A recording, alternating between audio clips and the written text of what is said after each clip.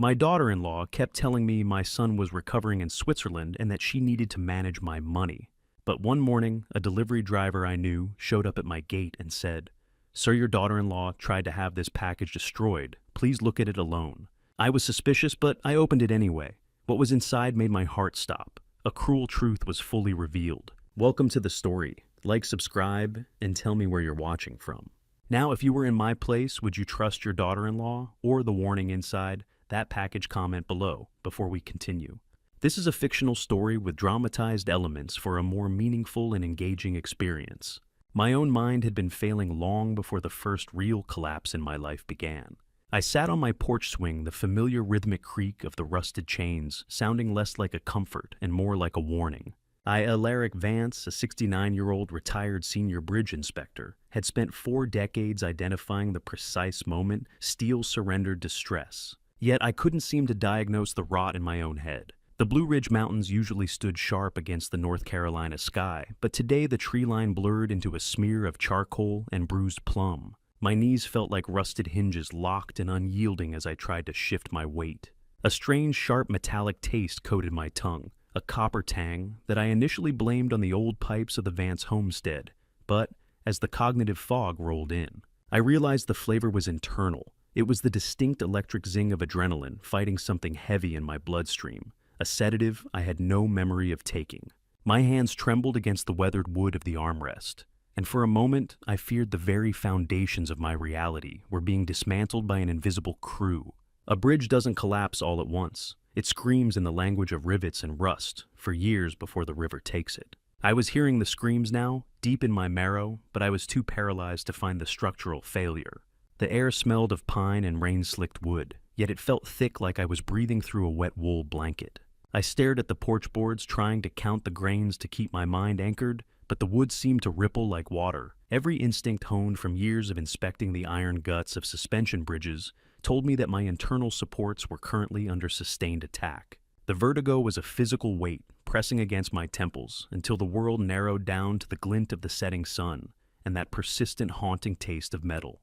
The silence of the mountains was broken by a sound that set my teeth on edge. Leonie Vance, my 36-year-old daughter-in-law, and a commercial property acquisition specialist with a smile as sharp as a closing contract, stepped onto the porch. Her designer heels clicked aggressively against the boards, a rapid-fire staccato that sliced through my disorientation. She didn't look at the view. She looked at me with a practiced expression of manufactured grief. "Dad Silas is gone," she said, her voice dropping into a register of rehearsed tragedy. "He is in a Swiss clinic in Zurich, buried in an avalanche during his hiking trip. He is in a blackout medical state, and they won't even move him to surgery without a massive deposit." She thrust her phone toward my face, showing me a blurry photograph that my foggy brain couldn't process. It was a smudge of white and red, a chaotic image that could have been a mountain rescue or a spilled jar of paint. I squinted, trying to find my son's face in the pixels, but the screen was just a glowing rectangle of confusion. "I need you to look at these papers, Alaric," she insisted, her tone shifting from grief to a cold professional urgency. "For Silas. We have to move now, or the window closes." How much is a son's life worth in acreage? Leonie had the math ready before I even had the question. She fanned out a stack of legal waivers on the small wicker table, her eyes tracking my every blink. I felt a surge of primal fear, a protective instinct for my boy struggling against the chemical lethargy dragging me down. My mind tried to calculate the cost, the land, the legacy of the Vances, but the numbers slipped away like sand through a grate. Leonie's presence was a predatory heat, hovering over me as I struggled to breathe. She spoke of Swiss doctors and wire transfers, her words weaving a net around my senses. I looked at the papers, the text swimming before my eyes, the word transfer appearing and disappearing like a ghost in the fog. Every time I tried to ask a question, she intercepted it with a new detail of Silas's supposed suffering, her voice a relentless tide. I felt the weight of the pen she was trying to press into my hand, the plastic cold and alien against my skin. My heart hammered a frantic rhythm against my ribs, a desperate warning that I was being led into a collapse I couldn't see. The land was just dirt to her, but to me, it was the only thing holding the sky up. Yet if Silas was dying, what did the dirt matter? The conflict tore at the fraying edges of my consciousness, leaving me raw and exposed. Through the haze, another figure materialized. Kezia Platt, the 58-year-old long-term housekeeper, who had worked for the Vances for decades, emerged from the shadows of the house. She carried a tray with a fresh pot of tea, her movements as quiet as a shadow under a bridge. She set a second cup in front of me, her eyes lingering on my trembling hands, with a look that wasn't pity, but a cold clinical observation. "Drink your tea, mister." "Vance," she murmured, her voice flat and devoid of its usual warmth. "It will help the nerves." The cup felt unnaturally heavy as I lifted it, the ceramic radiating a heat that seemed to scald my palms. Leonie placed a document on the table, a medical bill for $200,000, the paper looking stark and official. The tea was cold. My blood was colder. I looked up and caught a glimpse of the window behind Leonie. In the reflection of the glass, I saw Kezia standing perfectly still. She wasn't watching me with concern. She was looking at a stopwatch in her hand, her thumb hovering over the button. A thin, sharp smile touched her lips, a look of satisfied timing that had nothing to do with brewing tea. Leonie's voice became a distant hum as the realization hit me with the force of a falling girder. This wasn't a family crisis. It was a demolition. Kezia wasn't just my housekeeper. She was the timekeeper for my execution. I didn't reach for the tea. I reached for the paper, my fingers tracing the cooling trail of a lie that had been printed less than an hour ago. The porch swing was still swaying from Leonie's departure, and the reflection of Kezia's clinical smile lingered in my mind like a stain. I forced myself upright, ignoring the weakness in my limbs, as a sharper clarity began to take hold. The fog was lifting, not completely, but enough for me to start seeing the pattern beneath it. I carried the Swiss medical report into my study, the air in the hallway smelling of dust and the faint sweet scent of the floor wax Kezia used to mask the rot she was sowing. I laid the document on my oak desk, right next to the brass-handled magnifying glass I had used for decades to find hairline fractures in structural steel. Steel doesn't lie, and neither does thermal ink. As I hovered the glass over the header, the truth leaped out in jagged, pixelated edges. Zurich doesn't use 5 by 11-inch North American standard paper. They use A4. My eyes, though clouded by whatever chemical soup they were feeding me, caught the telltale sign of a hurried forgery. In the bottom right corner, partially obscured by a smudge of toner that smelled faintly of ozone, was a tiny microscopic watermark. It wasn't the seal of a Swiss clinic. It was a local store code for a Kinko's down in the valley, accompanied by a timestamp from 8:42 a.m. this very morning. The realization was a physical blow to my chest. Silas wasn't in an avalanche in the Alps. He was likely just a pawn in a game Leonie was playing with my inheritance. Lies have a scent. This one smelled like toner and desperation. I sat back, the leather of my chair creaking under my weight. My mind started to work the way it used to, scanning the blueprints of this betrayal for more points of failure. I flipped the page, my hand trembling less now, as the fury began to burn off the fog. That was when I saw the footer of the second page. It hadn't even been fully scrubbed. It was a recycled template from the Blue Ridge Hospice Center, a form usually reserved for end-of-life palliative care. They weren't just trying to steal the land. They were already drafting the paperwork for my funeral. The analytical coldness I had relied on during my years as an inspector took over, shielding me from the sheer magnitude of the betrayal. I wasn't just a father being fleeced. I was a structure being prepared for a controlled demolition. The floorboards in the hallway groaned a specific light footfall I knew belonged to Kezia. I moved with a sudden fluid speed I didn't know I still possessed, sliding the report under a stack of old bridge blueprints just as the door handle turned. I retreated to the shadows of the corner, watching through the narrow crack of the door. Kezia entered the kitchen, believing she was alone. She didn't look like a grandmotherly housekeeper anymore. She looked like a technician. She pulled a small amber vial from a hidden pocket in the lining of her apron. With a steady hand, she measured exactly 3 drops into a fresh cup of herbal tea. She stirred it with a silver spoon, the clink of metal against ceramic, sounding like a death knell in the quiet house. She moved like she was pouring concrete, steady, irreversible. How many years of loyalty can be dissolved in 3 drops of clear liquid? I watched her face, searching for a flicker of guilt or hesitation, but there was only a mask of practiced neutrality. She was checking her watch again, ensuring the dosage was timed to the schedule Leonie had set. I retreated to the porch, collapsing back into the swing and letting my head loll to the side. I closed my eyes, feigning the stupor they expected of me. I heard her footsteps on the porch boards, the familiar rustle of her uniform.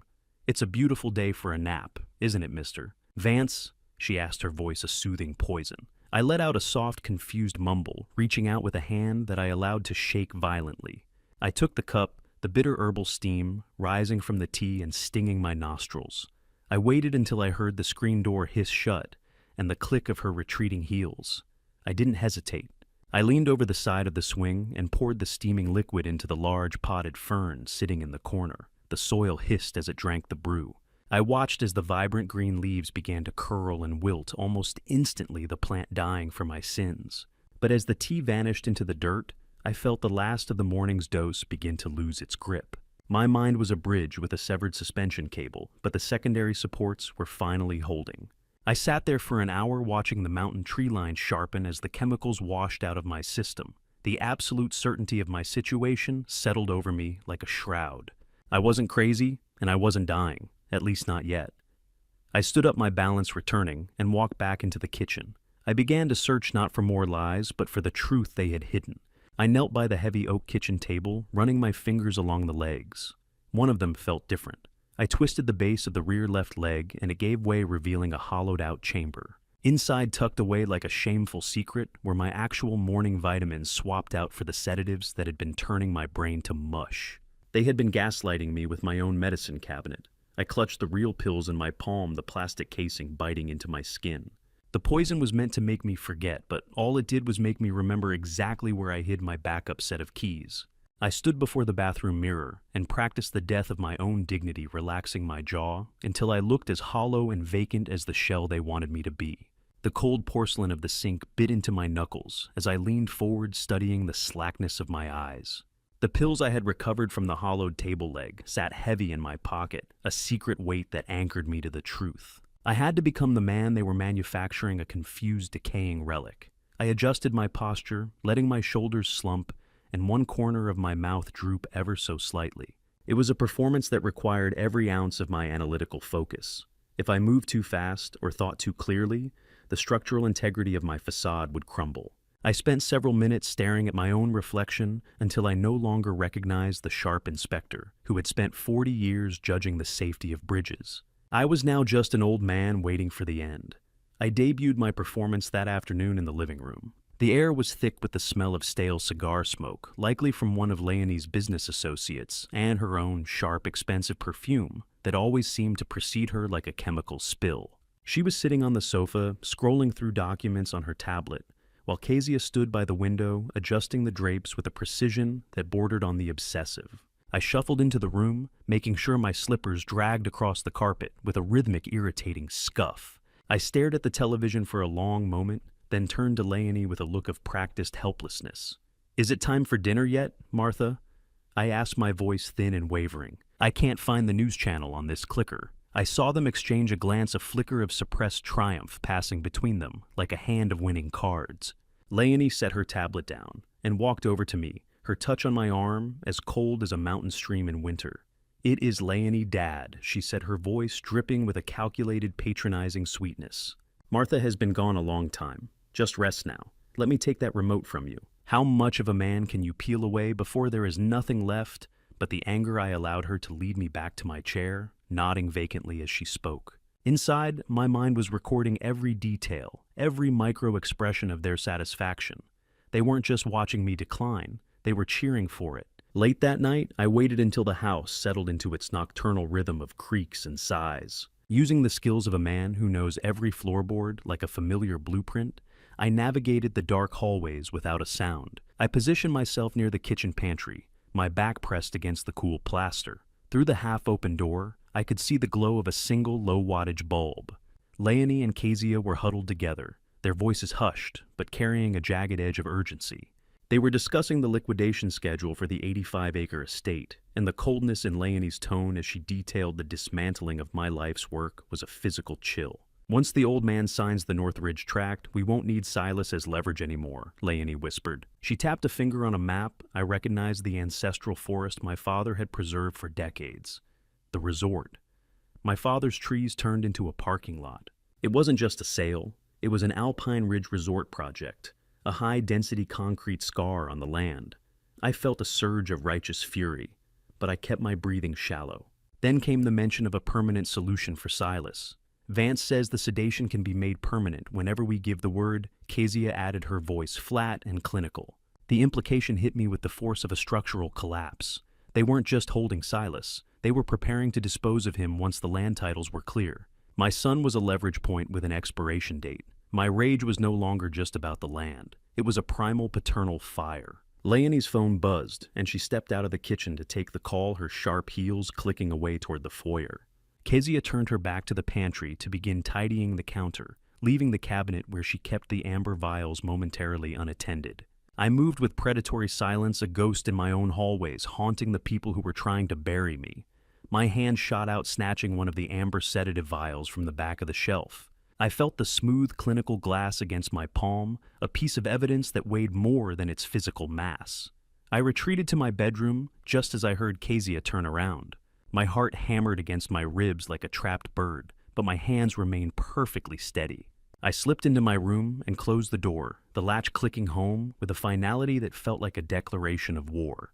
I went straight to my bookshelf, pulling down a hollowed-out copy of an old bridge engineering manual. I tucked the vial inside, hidden among the diagrams of tension and compression. But as I was closing the pantry door in my mind, I remembered a second vial I had seen briefly in the back of the shelf, one with a different colored label. I had managed to snag it as well in my haste. I pulled it out now, holding it up to the moonlight, filtering through the curtains. It wasn't a sedative. It was a concentrated dose of a potent allergen, something I have been deathly afraid of since I was a child. It wasn't meant to keep me quiet. It was meant for a sudden emergency, a way to end the project early if I became too difficult to manage. I held the vial of my own potential murder in my palm, and for the first time in my life, I understood why some bridges are designed to be burned. The roar of a diesel engine at my front gate didn't signal a visitor. It signaled a breach in the wall of lies Leonie had built around me. I stood on the porch, my hands resting lightly on the railing, projecting the same hollow-eyed vacancy I had practiced in the bathroom mirror. Inside, however, I was calculating the torquing of that engine and the distance to the property line. The sedative-induced heaviness still tugged at my limbs like lead weights, but the icy clarity of the night before remained. I watched the orange Doe tea truck idle by the mailbox, its exhaust a thick gray plume that smelled of sulfur and old industry. I didn't wait for an invitation. I forced my boots to move across the gravel, the grit crunching under my weight with a sound like grinding teeth. Casper, a 45-year-old DOT driver with grease-stained knuckles and a nervous tick in his left eye, gripped the steering wheel of his truck as if it were the only thing keeping him from floating away. I had trained him years ago in the logistics of bridge maintenance, teaching him that a loose rivet was a silent confession of neglect. Today he looked like a man who had seen a bridge collapse and was waiting for the splash. He didn't turn off the engine. Instead, he reached into the passenger seat and pulled out a mangled brown paper package, its edges frayed and taped so many times it looked like a mummy. It was marked "Return to Sender" in thick red ink 3 times over. "Alaric, I shouldn't be here," he whispered, his voice barely audible over the rumble of the diesel. Leonie ordered it to be destroyed through official disposal at the depot. She said it was just junk mail from a scammer, but then she threatened my pension if I mentioned it again, accusing me of losing it in the first place when I asked for a signature. That's when I knew she was scared of it. I realized then that Casper hadn't just come out of a sense of duty. He was a cornered animal looking for an ally. "You did the right thing, Casper," I said, my voice steady and low. "The mail isn't her property. It's the law, and you've always been a man of the law." I took the package from him. It felt lighter than I expected, but the weight of what it represented made my arms ache. He didn't linger. He slammed the truck into gear and vanished down the mountain road, leaving me standing in a cloud of dust and the silence of my own betrayal. In 40 years of checking rivets, I never saw a structure as rotten as my own family, did I? I didn't return to the house. I knew Kezia would be watching from the kitchen window, her stopwatch probably ready to time how long I spent at the gate. I retreated to the shadows of the detached garage, the air inside smelling of motor oil and dormant machinery. I sat on a stack of tires and examined the package with the clinical eye of an inspector. The smudged handwriting was unmistakably Silas's, loopy, hurried, and desperate. Leonie hadn't just rejected this, she had tried to erase it. I noticed a heavy ink thumbprint over the postmark, an intentional effort to obscure the origin. But as I tilted it toward the light, I saw the truth through the ink. The stamps weren't international. There was no Swiss franking, no Zurich markings. These were local domestic stamps. Silas was close. The package was light. The truth inside was heavy enough to sink a ship. I heard the screen door of the main house hiss open. Kezia was on the move. I couldn't risk her finding me here with the evidence. I slipped out the back of the garage and stayed low, moving toward the bulkheading of the basement entrance. The basement was a cold, damp sanctuary that the housekeeper avoided because the steep, uneven stairs were a hazard to her vanity. I descended into the darkness, the air cooling instantly. I moved past the old boilers and the crates of my late wife's belongings, reaching the workbench at the far end. I used a rusted utility knife to pry the cardboard open. Inside was a bed of shredded newspaper, and nestled within was an ancient scuffed Nokia brick phone, the kind that could survive a fall from a suspension cable. Taped to the back of the device was a square of rough institutional toilet paper. On it, in the same frantic handwriting, were 3 words that shattered the Zurich lie, forever not Zurich. Asylum. I felt a surge of protective fury that burned hotter than the mountain sun. He was being held in a madhouse, not a clinic, and Leonie was the one who had committed him. The basement was a tomb of old memories, but today it was the birthplace of a ghost. I reached deeper into the box and pulled out a small leather-bound logbook. I flipped it open, and my breath hitched. It was a handwritten log of every medication Leonie had ever purchased or brought into this house over the last 3 years. Silas had been tracking her, documenting the slow poisoning of our household long before they took him. He had known the bridge was failing before I even felt the vibration. "I'm coming for you, Silas," I whispered into the dark. "I'm coming." I checked the phone. It was dead, but I knew the old chargers were kept in the junk drawer of my basement desk. I plugged it in, watching for that first spark of life. The faint electronic chirp of the phone powering up sounded like a gunshot in the quiet basement. As the screen flickered to a ghostly blue, I realized I wasn't just holding a phone, I was holding a detonator. I tucked the device and the logbook into a hollowed-out section of the floorboards beneath my workbench, a spot I had used for emergency cash during the lean years of the department strikes. I smoothed the dust over the wood, my heart thrumming with a tactical clarity I haven't felt in a decade. I was no longer an old man in decline. I was a structural engineer looking at a faulty support, and I knew exactly where to strike to bring the whole thing down. The buttons of the old Nokia were stiff, resisting my touch, like the locked doors of the truths I was about to uncover. I sat on a stack of dusty crates in the far corner of the basement, the pale blue light of the screen illuminating the deep lines of my face and the silver stubble on my chin. Above me, the distant rhythmic thumping of the washing machine served as a heartbeat for a house that had become a tomb. The air down here was thick with the scent of damp earth and old blueprints, a familiar smell that usually brought me peace, but now felt like the interior of a bunker. I stared at the prompt on the screen. It was asking for a 4-digit code. My fingers, gnarled by years of field work and currently trembling with a cold metallic taste of fear, hovered over the keypad. 1982. I whispered the numbers as I pressed them. It was the year Silas was born, the year I became a father, and swore to protect a structure far more precious than any bridge in the state. The phone emitted a low electronic chirp, and the menu unlocked, revealing a primitive interface that seemed like a relic from a different lifetime. I navigated through the folders until I found a single saved voice memo. It was titled simply, "Dad." My thumb paralyzed over the play button. I have inspected failing bridges for 40 years, identifying the precise moment when tension becomes a catastrophe. But I wasn't sure I was ready for this particular structure to collapse. I took a steadying breath, the damp air cooling my lungs, and pressed play. The recording began with a harsh layer of static and a low, persistent hiss. Underneath the white noise, I heard heavy, ragged breathing and the distant, rhythmic, metallic clanging of a heavy security door. Then a voice emerged. It was a dry, unrecognizable rasp, a ghost of the vibrant sun I remembered. "Dad, if you get this, I'm at the sanctuary," the voice said, cracking on the last syllable. "Not Zurich, not Switzerland. She has the doctor, Dad, Emmerich Faulkner. They are killing me slowly." I closed my eyes, leaning my head against the cold stone wall. The devastation was a physical weight, crushing the breath from my chest. Silas sounded hollowed out, as if the very essence of his being was being drained away by a pharmaceutical vampire. Silence in my son's voice wasn't calm, it was emptiness, the kind that only comes when something inside has been stripped away piece by piece. He explained how Leonie and this Faulkner had tricked him into a psychiatric hold, using fabricated IRS threats against my estate to make him sign the initial papers. "She said they were coming for you, Dad. She said the taxes. I did it to save you. I had to ensure you didn't lose the homestead." I felt a surge of cold fury so intense it made my teeth ache.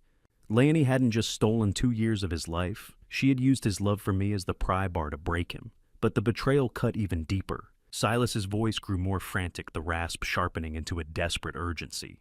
It isn't just about the land, Dad. Leonie is using my architect's seal. She's signing off on the Alpine Ridge project using my name. She's specifying substandard dangerous building materials, cheaper steel, unrated concrete. She's building a death trap and my signature is the one on the blueprints. The structural engineer in me screamed. How can a woman kiss her husband goodbye and then sign the orders for his chemical lobotomy? The greed wasn't just financial, it was murderous. She was willing to let a resort collapse on hundreds of people just to pad her margins, all while keeping the one man who could stop her locked in a cage. Silas began to detail the specifics of his imprisonment, his mind still working with the tactical precision of a Vance. I am in room 304 of the Crestline Sanctuary, he whispered. The shift change is at 10 p.m. I overheard the orderlies. The service entrance code is 4822. Don't come for me through the front, Dad. They have the sheriff. They have everyone. You have to be a ghost. He described the schedule of the night sedation, the moments when the guards were distracted by their own routines. He was giving me the schematics for his own rescue, providing the load-bearing points of his prison. I listened with a grim, focused intensity, memorizing every digit, every timing. The basement was no longer a cellar. It was a war room. The recording was suddenly interrupted by the sound of approaching footsteps on a hard floor. I heard a muffled shout and Silas's frantic whisper as he moved to hide the phone. I have to go. They're coming. Don't trust the T-Dad. Don't trust. The audio cut into a sharp burst of static. But before it ended, a third voice drifted into the background. It was faint, but the cadence was unmistakable. It was the calm, measured tone of Kezia Platt directing someone to check the vitals. The revelation was a final jagged bolt through the heart of my remaining illusions. Kezia wasn't just a mole at home. She was an active participant in Silas's treatment, a bridge between my slow poisoning and my son's living hell. I snapped the phone shut, the plastic click sounding like the cocking of a hammer. I didn't feel old anymore. I didn't feel weak. I felt like a man who had finally identified the source of the rot and was ready to cut it out. I stood up, the dust motes dancing in the fading blue light of the screen like tiny silent witnesses. I moved to my workbench and picked up the scale model of the New River Gorge Bridge I had built years ago. I pulled the center span apart, revealing a hollowed-out section I had designed for storage, and tucked the Nokia inside. It was safe there, encased in the very thing I spent my life defending. Kezia wasn't just pouring my tea. She was helping them measure my son's coffin. I climbed the stairs, each step a deliberate, silent vow. I was going to find Silas, and I was going to make Leonie and her accomplices understand exactly what happens when you try to demolish a Vance. I didn't need a medical degree to know that the man walking up my driveway was a vulture in a lab coat. The low hum of an expensive German engine died out, replaced by the rhythmic crunch of gravel under polished leather shoes. I stood by the window of my study, my shadow long and thin against the bookshelves. Behind me, the house was silent, but it was the silence of a structure under too much tension. Dr. Emmerich Faulkner, the 52-year-old chief medical officer at the Crestline Sanctuary, adjusted his designer spectacles with a clinical detachment that hid a darker greed. He looked more like a hedge fund manager than a healer. Leonie walked beside him, her hand resting on his arm, with a subtle possessive nod that signaled their alliance. As they entered the room, the air suddenly carried the heavy, cloying scent of expensive sandalwood cologne. I forced my jaw to go slack, my eyes to drift toward the corner of the ceiling. Alaric, Dr. Faulkner is here to check on those memory slips you've been having, Leonie said, her voice a fragile porcelain mask of concern. I didn't look at her. My gaze was fixed on the doctor's wrists. There, glinting in the afternoon light, were a pair of gold cufflinks, intricate interlocking gears. I had given those to Silas on the day he passed his professional engineer exam. Seeing them on this man's sleeves, the spoils of my son's living death, sent a jolt of lightning through my nerves. It's just a routine screening, Mr. Vance Faulkner said, his voice as smooth and cold as a stainless steel scalpel. Tell me, do you know what year it is? I let out a soft, confused huff, letting my hand tremble against the arm of my chair. How much does a man's life weigh when it's balanced against 85 acres of prime timber? I pretended to search for the answer in the air. I think it's still August, I mumbled. Is Silas coming for lunch? He usually brings the good sandwiches from the deli. I saw Faulkner exchange a look with Leonie, a quick, sharp glint of satisfaction. He leaned forward, the cold touch of his stethoscope against my chest, feeling like the probe of an insect. He didn't care about my heart. He was measuring the depth of the chemical grave they had dug for me. He scribbled notes in a leather-bound folder with a fountain pen that scratched against the paper like a claw. I watched the ink flow, knowing those lines were the blueprints for my incarceration. I leaned into the role of the fool, struggling to remember my middle name, forgetting the month, even pretending to lose the thread of our conversation mid-sentence. The air in the room felt thin, pressurized by the massive weight of the lies being documented in real time. "He's showing clear signs of vascular dementia," Leonie Faulkner said, turning away from me as if I were a piece of furniture. "Advanced progression. He'll need specialized round-the-clock care." Leonie's posture changed instantly. The mask of the grieving daughter-in-law fell away, leaving only the sharp, jagged edges of the woman who wanted my land. The pen felt like a spear. Her eyes were the edge. She slapped a stack of papers onto my desk, the land transfer documents I had seen before. "Sign the damn papers, Alaric," she snapped, her voice losing its polished sheen. "You can't take care of yourself anymore. This pays for your stay at the sanctuary. It's for your own safety." I stared at the pen she held out. I feigned a massive spastic hand tremor, my fingers clattering against the desk. "I can't. The ink is too heavy," I whispered. "Martha says we shouldn't sell the North Ridge. The trees, they keep the wind away." Leonie exploded. The rage was a physical heat radiating off her in waves. She slammed her palms onto the desk, leaning in until I could smell the wine she'd had with lunch. "Friday," she hissed. "You have until Friday before the ambulance comes for you. If those papers aren't signed, I'm having you committed to the state ward. Do you have any idea what those places are like? Cold halls and forgotten men, Alaric? You'll be a number in a hallway, and I'll make sure nobody ever finds the room." She was no longer my daughter-in-law. She was the rising water under a bridge with no supports. I looked at the floor, letting a single fake tear roll down my cheek. Inside, my mind was racing through the load-bearing calculations of my escape. She thought she was threatening me with a deadline, but she was giving me a target. I noticed a document peeking out from Faulkner's folder, an intake form for a private wing at the sanctuary already signed by Leonie and prepaid. They weren't waiting for a diagnosis. They were just waiting for the check to clear. This wasn't a medical intervention. It was a kidnapping with a professional veneer. I watched her storm out of the study, the sharp, vibrating slam of the door echoing through the house like a gunshot. Faulkner followed her, his expensive cologne lingering in the room like a ghost. I sat in the sudden silence, the ticking of the grandfather clock in the hall sounding like a countdown. I wasn't just losing my mind in their records. I was losing my existence. If I didn't move now, I would be buried in that private wing before the week was out, a living corpse in a designer suit. I stood up, my tremors vanishing, my spine straightening with a snap. My eyes moved to the phone, hidden in the bridge model. I had 48 hours to find my money, find my son, and burn their world to the ground. I watched her car disappear down the drive, and as the dust settled, I knew the clock wasn't just ticking, it was counting down to my own disappearance. I moved through the tall grass at the edge of my own property, like a thief avoiding the gaze of the woman I had once welcomed into my family with open arms. The sound of my own heartbeat was loud and hollow in the silent study just moments ago, but out here under the canopy of the North Carolina pines, it was a frantic drumbeat against my ribs. I waited behind the mudroom door, listening to the rhythmic, aggressive drone of the vacuum cleaner in the main hallway.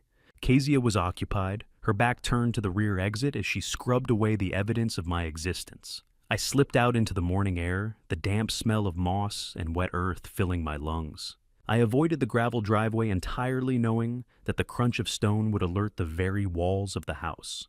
Instead, I opted for the soft, yielding moss of the forest line, keeping low and moving with the careful, deliberate gait of a man who spent 40 years inspecting the underpinnings of massive structures. Every snap of a twig sounded like a gunshot to my heightened senses. The house felt like it was watching me, its windows like cold, glassy eyes tracking my escape. "Just keep moving, Alaric," I whispered to myself. One foot, then the other. I reached the hidden trailhead that led toward town, a path Silas and I had cleared years ago. I was no longer the frail old man Leonie saw in her records. I was a man on a mission to reclaim his life. I reached the outskirts of Highlands. An hour later, my boots caked in mud and my lungs burning from the unaccustomed exertion. I pulled my hat low, shielding my face from the neighbors who might recognize the retired inspector they thought was slipping into the fog of dementia. I walked into the Highlands First National Bank, the sterile over-air-conditioned chill of the lobby making me shiver. I bypassed the main line and approached a teller station in the back. Sarah, a woman I had known for a decade, looked up from her computer and froze. Her eyes filled with a mixture of shock and profound pity.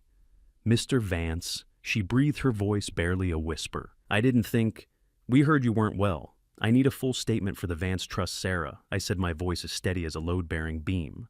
I watched her hands tremble as she began to type. She didn't just allow the withdrawals, she leaned in and whispered that Leonie had presented a court order signed by Sheriff Vesta months ago. It made the systematic gutting of my life's work appear fully sanctioned by the law. A bank account is like a suspension bridge. You don't notice the corrosion until the whole thing is hanging by a single rusted wire. I stood there clutching the edge of the marble counter as the dot matrix printer in the back began its high-pitched, agonizing screech. It felt like the machine was screaming for me. Sarah handed me the paper, her eyes refusing to meet mine. "Mr. Vance..." "I'm so sorry," she said, her voice cracking. "The balance is $42.16. $42. The price of a life's work, the cost of a fool's trust."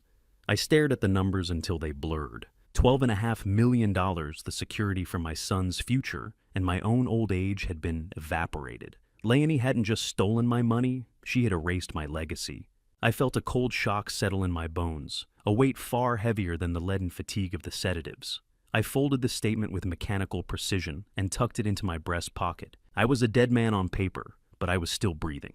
As I turned to exit the bank, the noon sun glinted off the polished silver hood of a car turning into the parking lot.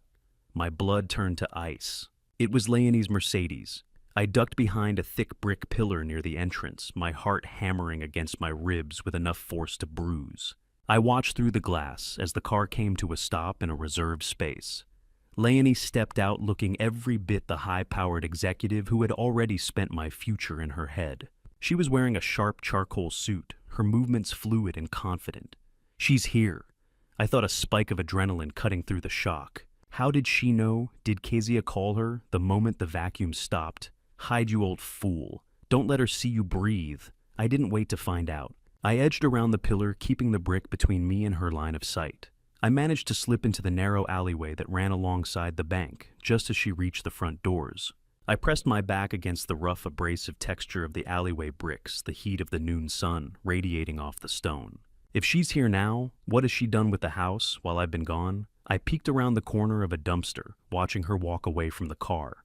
That was when I saw it. Tucked discreetly onto the underside of her rear bumper was a small black plastic box with a blinking green LED, a GPS tracker. My analytical brain kicked into gear, processing the technical implications. Someone else was watching Leonie. Someone was tracking her every move with the same clinical precision I used to track a crack in a girder. Was it a friend, or an even more dangerous enemy I didn't stay to contemplate? I moved deeper into the shadows of the alley, navigating the discarded crates and the smell of stale grease. I was vulnerable, technically ruined and hunted, but for the first time in weeks I was armed with the truth. I pressed my back against the cold brick of the alleyway, clutching the bank statement like a weapon, and wondered if the person tracking Leonie was the key to my survival or the final rivet in my coffin. I wasn't just looking for an old friend in that park. I was looking for a ghost of the man I used to be before I became a target in my own home. The walk to Highlands Memorial Park felt longer than the miles indicated my body still fighting, the residual sluggishness of the sedatives I had finally stopped ingesting. I kept to the shadows of the oaks, my eyes scanning the perimeter, with the same clinical precision I once used to identify stress fractures in suspension cables. The cooing of pigeons echoed through the autumn air, a soft, mocking sound that underscored my own vulnerability. I found Merritt Rawlings, a 64-year-old private security guard and former Marine, sitting on a weathered bench near the duck pond. He sat in the shadows of his delivery van, checking the load on his tactical gear with the hands of a man who had seen too many bridges burn. Even from a distance, I could see the rigid set of his shoulders, a man whose internal compass was always pointed toward a potential threat. As I approached, I deliberately maintained the senile shuffle Leonie expected of me, my head tilted and my gaze wandering. I didn't get within 10 feet before Merritt looked up, his eyes narrowing. "You're walking like your hips are made of glass." "Alaric," he said, his voice a gravelly rumble that hadn't changed in 20 years. "But your eyes? They're still checking for structural cracks." I dropped the act immediately, my spine straightening with a snap that felt like a liberation. "Merritt, they've taken my son," I said, sitting beside him. "They've taken my name. I need the kind of help that doesn't wear a badge." I laid out the evidence, the amber vials, the hollowed-out table leg, the empty bank account, and the tracker I had seen on Leonie's Mercedes. Merritt didn't blink, but his jaw tightened. He reached into his pocket and pulled out a ruggedized tablet, sliding it toward me. I was the one who placed that GPS tracker on Leonie's car 3 weeks ago, Alaric. Silas missed our monthly veterans breakfast. He doesn't miss those. Not ever. When I went to the house, Kezia told me he was in Switzerland. I knew she was lying before she finished the sentence. Trust is a weld. If it's done wrong, the whole bridge falls. Merritt's weld was still solid after 20 years. He didn't ask for proof. He knew the man who had mentored him for 2 decades wouldn't show up in a park playing games. We sat in silence for a moment as the first heavy drops of an autumn storm began to pelt the pavement. The smell of wet asphalt and rain-slicked earth rose around us, a cold reminder that time was a luxury I no longer possessed. Merritt stood up, gesturing toward his van. If we're going to pull this thread, we do it now. He drove me to the industrial district, the windshield wipers slapping a frantic rhythm against the glass. We pulled into the narrow, shadowed alley behind the Vance Acquisition corporate office. Merritt handed me a pair of heavy-duty nitrile gloves and a small, high-intensity headlamp. "We're gonna do a trash audit," he whispered. "People think the shredder is a grave. For me, it's just a puzzle with 1,000 pieces." We moved to the executive recycling bins, the smell of wet cardboard and rotting coffee grounds thick in the damp air. I began to sift through the bags, my fingers searching for the tactile difference of high-grade stationery or thermal labels. It was grueling, repetitive work, the cold rain seeping through my safety vest and chilling me to the bone. How much does a man's pride cost? In that alley, mine was worth exactly 1 aluminum can and a mouthful of lies. After an hour of digging, my fingers brushed against a sticky residue. I pulled out a crumpled, discarded shipping label for a restricted delivery from a local courier. Tucked inside, the same bag was a yellow handwritten post-it note, the ink slightly bled from the humidity, but still legible. It was a map to the corruption. "Look at this," I muttered, showing it to Merritt under the dim beam of the lamp. "Vance, consulting fee, $50,000. She's buying a doctor's signature." The note detailed the timeline for the final stages of the land grab, confirming the collusion between Leonie and the medical staff at the sanctuary. The intensity of my focus was broken by a flash of light. A private security patrol vehicle turned into the alley, its spotlight sweeping the brick walls like a searchlight at a prison camp. Merritt ducked behind the bulk of his van, with the fluid grace of a hunter, but I was caught in the open standing next to a half-overturned dumpster. I didn't have time to hide. I immediately slumped my shoulders, letting a string of drool escape my lip, and began rummaging through the trash for a lost aluminum can. I looked up as the light hit me, blinking like a confused animal. A young security guard with a uniform too big for his frame and a flashlight that cut through the rain stepped out of the car. "Move it along, Pops," he shouted, his voice full of the unearned arrogance of a man with a cheap badge. "This isn't a shelter." I let my hands shake, holding up a sticky soda can. Just looking for my nickel, sir." I lost my nickel in the bin. "My wife, she needs her medicine." The guard let out a sound of pure disgust, the blinding glare of his spotlight making my eyes water. "Get out of here before I call the real cops and have you hauled to the tank," he spat. I nodded frantically, shuffling away with a practiced limp, the guard's sharp insult echoing off the damp brick. I waited until the tail lights of the patrol car vanished before I returned to Merritt. I reached into my boot and pulled out the post-it note I had tucked away. My heart was still hammering against my ribs, but the cold calculation in my mind was absolute. October 20th. 10 days from now. 10 days to stop a murder. The note didn't just mention a bribe. It had a specific date labeled as total transfer/final sedation. I didn't need a medical degree to know what final meant in this context. The guard didn't see a father looking for his son. He saw a man at the end of his rope. He was half right. I pulled the fluorescent mesh over my shoulders, the reflective silver tape cracked with age, and realized that to save my son, I had to become the very thing I'd spent 40 years being, a man whose presence was too boring to be questioned. The smell of cedar and mothballs clung to the heavy polyester, a scent that usually evoked the quiet dignity of my office, but now served as a thin veil between me and a jail cell. I stood in the back of Merritt's van, the scratchy feel of the old safety vest, a grounding contrast to the adrenaline humming in my fingertips. I adjusted the faded Department of Transportation cap, pulling the brim low. When I caught my reflection in the van's side mirror, I didn't see a victim of a family conspiracy. I saw a man who belonged on a construction site, a civil servant with a clipboard and a grievance. Merritt handed me a calibrated laser level and a heavy aluminum survey tripod. As I took them, he showed me the modifications he'd made in the hour before we left. The hollow center of the tripod wasn't empty. It contained a high-gain, long-range microphone and a pinhole camera wired into a small recording unit. I wasn't just walking in as a surveyor, I was a walking surveillance hub. Remember, Alaric Merritt said his voice low and steady. If you look like you're looking for a structural crack, they'll look for it with you. People see the vest and the tripod and they stop seeing the man. I gave him a curt nod, the weight of the equipment familiar and comforting. I'm not an old man today, Merritt. I'm the Department of Transportation. I stepped out of the van onto the dirt turnout near the Crestline Sanctuary, my boots hitting the earth with a purposeful thud. I moved with a slight stiffness, not the exaggerated shuffle of a senile patient, but the methodical pace of an inspector who has walked 10,000 miles of bridge decking. If the government spent 40 years teaching me how to find the rot in concrete, why did Leonie think I wouldn't find the rot in her? I reached the service gate of the facility, the white gravel crunching beneath my feet. A broad-shouldered sanctuary guard with a buzz cut and an aviator headset stood between me and the truth, his hand resting on a heavy-duty holster. He stepped out of the glass booth, his eyes narrowed as they swept over my worn vest and the tripod. I didn't wait for him to find a reason to stop me. I immediately began staring at the retaining wall beside the gate, shaking my head, and making a sharp clicking sound of disapproval with my tongue.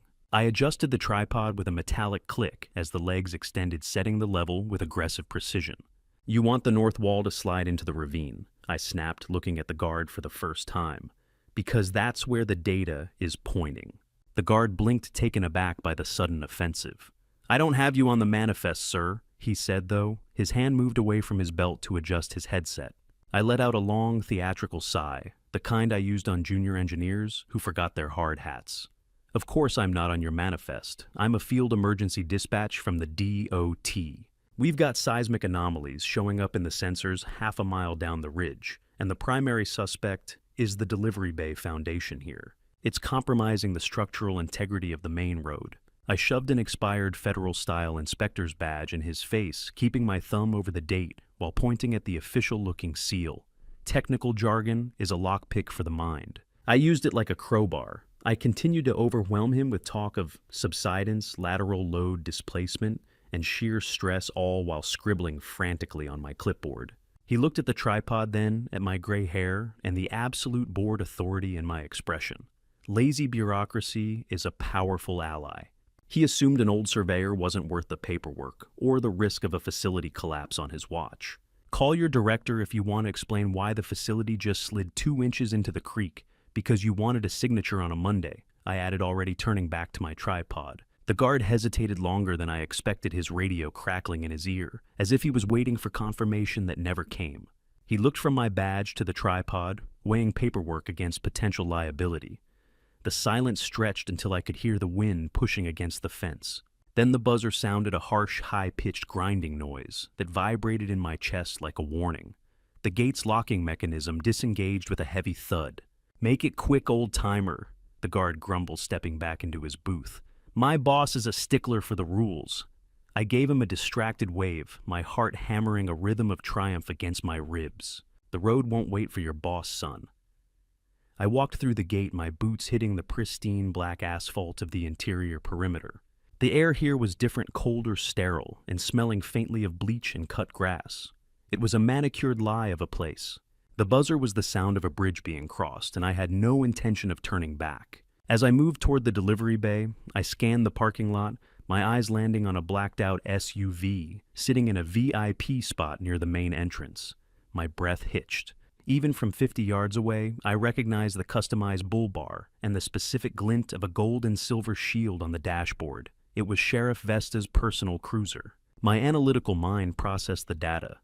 The sheriff wasn't just ignoring Leonie's calls. She was here, likely overseeing the final stages of the asset liquidation, or ensuring Silas didn't make a scene before his final sedation.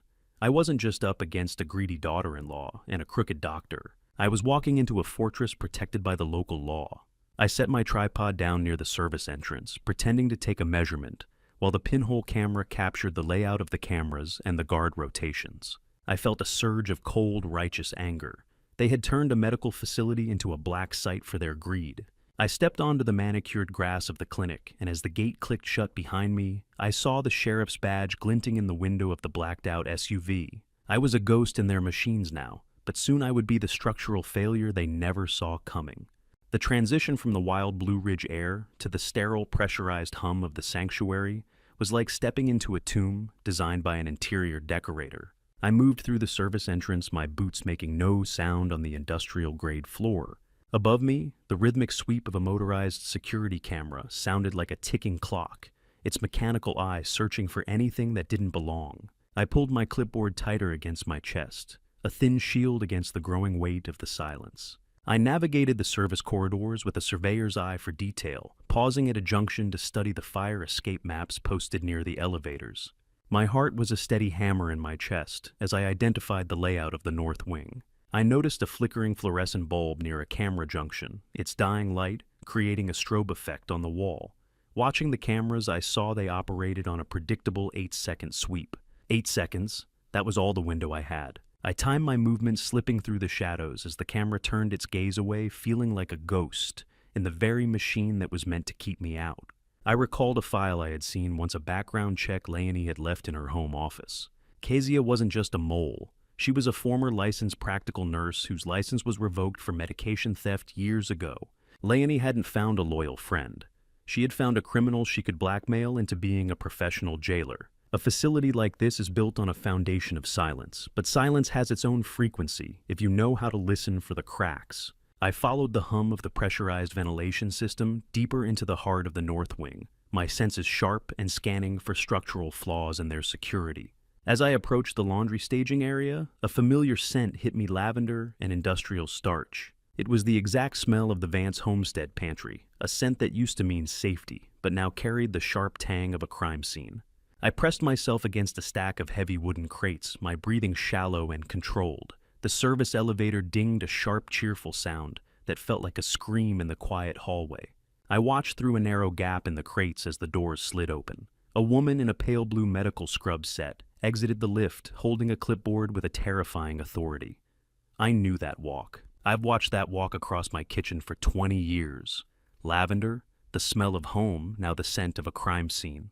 It was Kezia, but the domestic servant I had known was gone, replaced by a woman who looked like she belonged in a high-security ward. She moved with a clinical efficiency that made my blood run cold. She wasn't carrying tea. She was carrying the weight of a medical sentence. I watched her stop a young bored junior orderly named Mark with a name tag that hung crookedly from his cheap uniform, who stood nodding like a bobblehead at Kezia's commands. Level the sedation. Mark, she said, her voice the same calm, measured tone she used when asking if I wanted honey in my drink.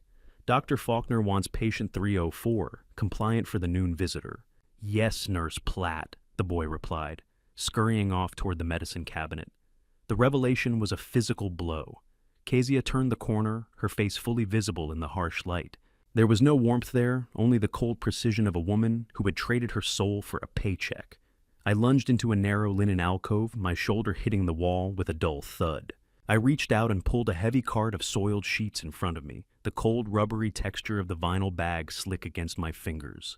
I held my breath, the metallic taste of my own terror filling my mouth, as her footsteps stopped just inches from my hiding spot. I could hear the rhythmic squeak of her nurse's shoes on the linoleum, a sound that seemed to synchronize with the pounding of my blood. How many lives had Kezia snuffed out with that same calm, measured voice? She stood there for what felt like an eternity, likely checking a chart or adjusting her stethoscope.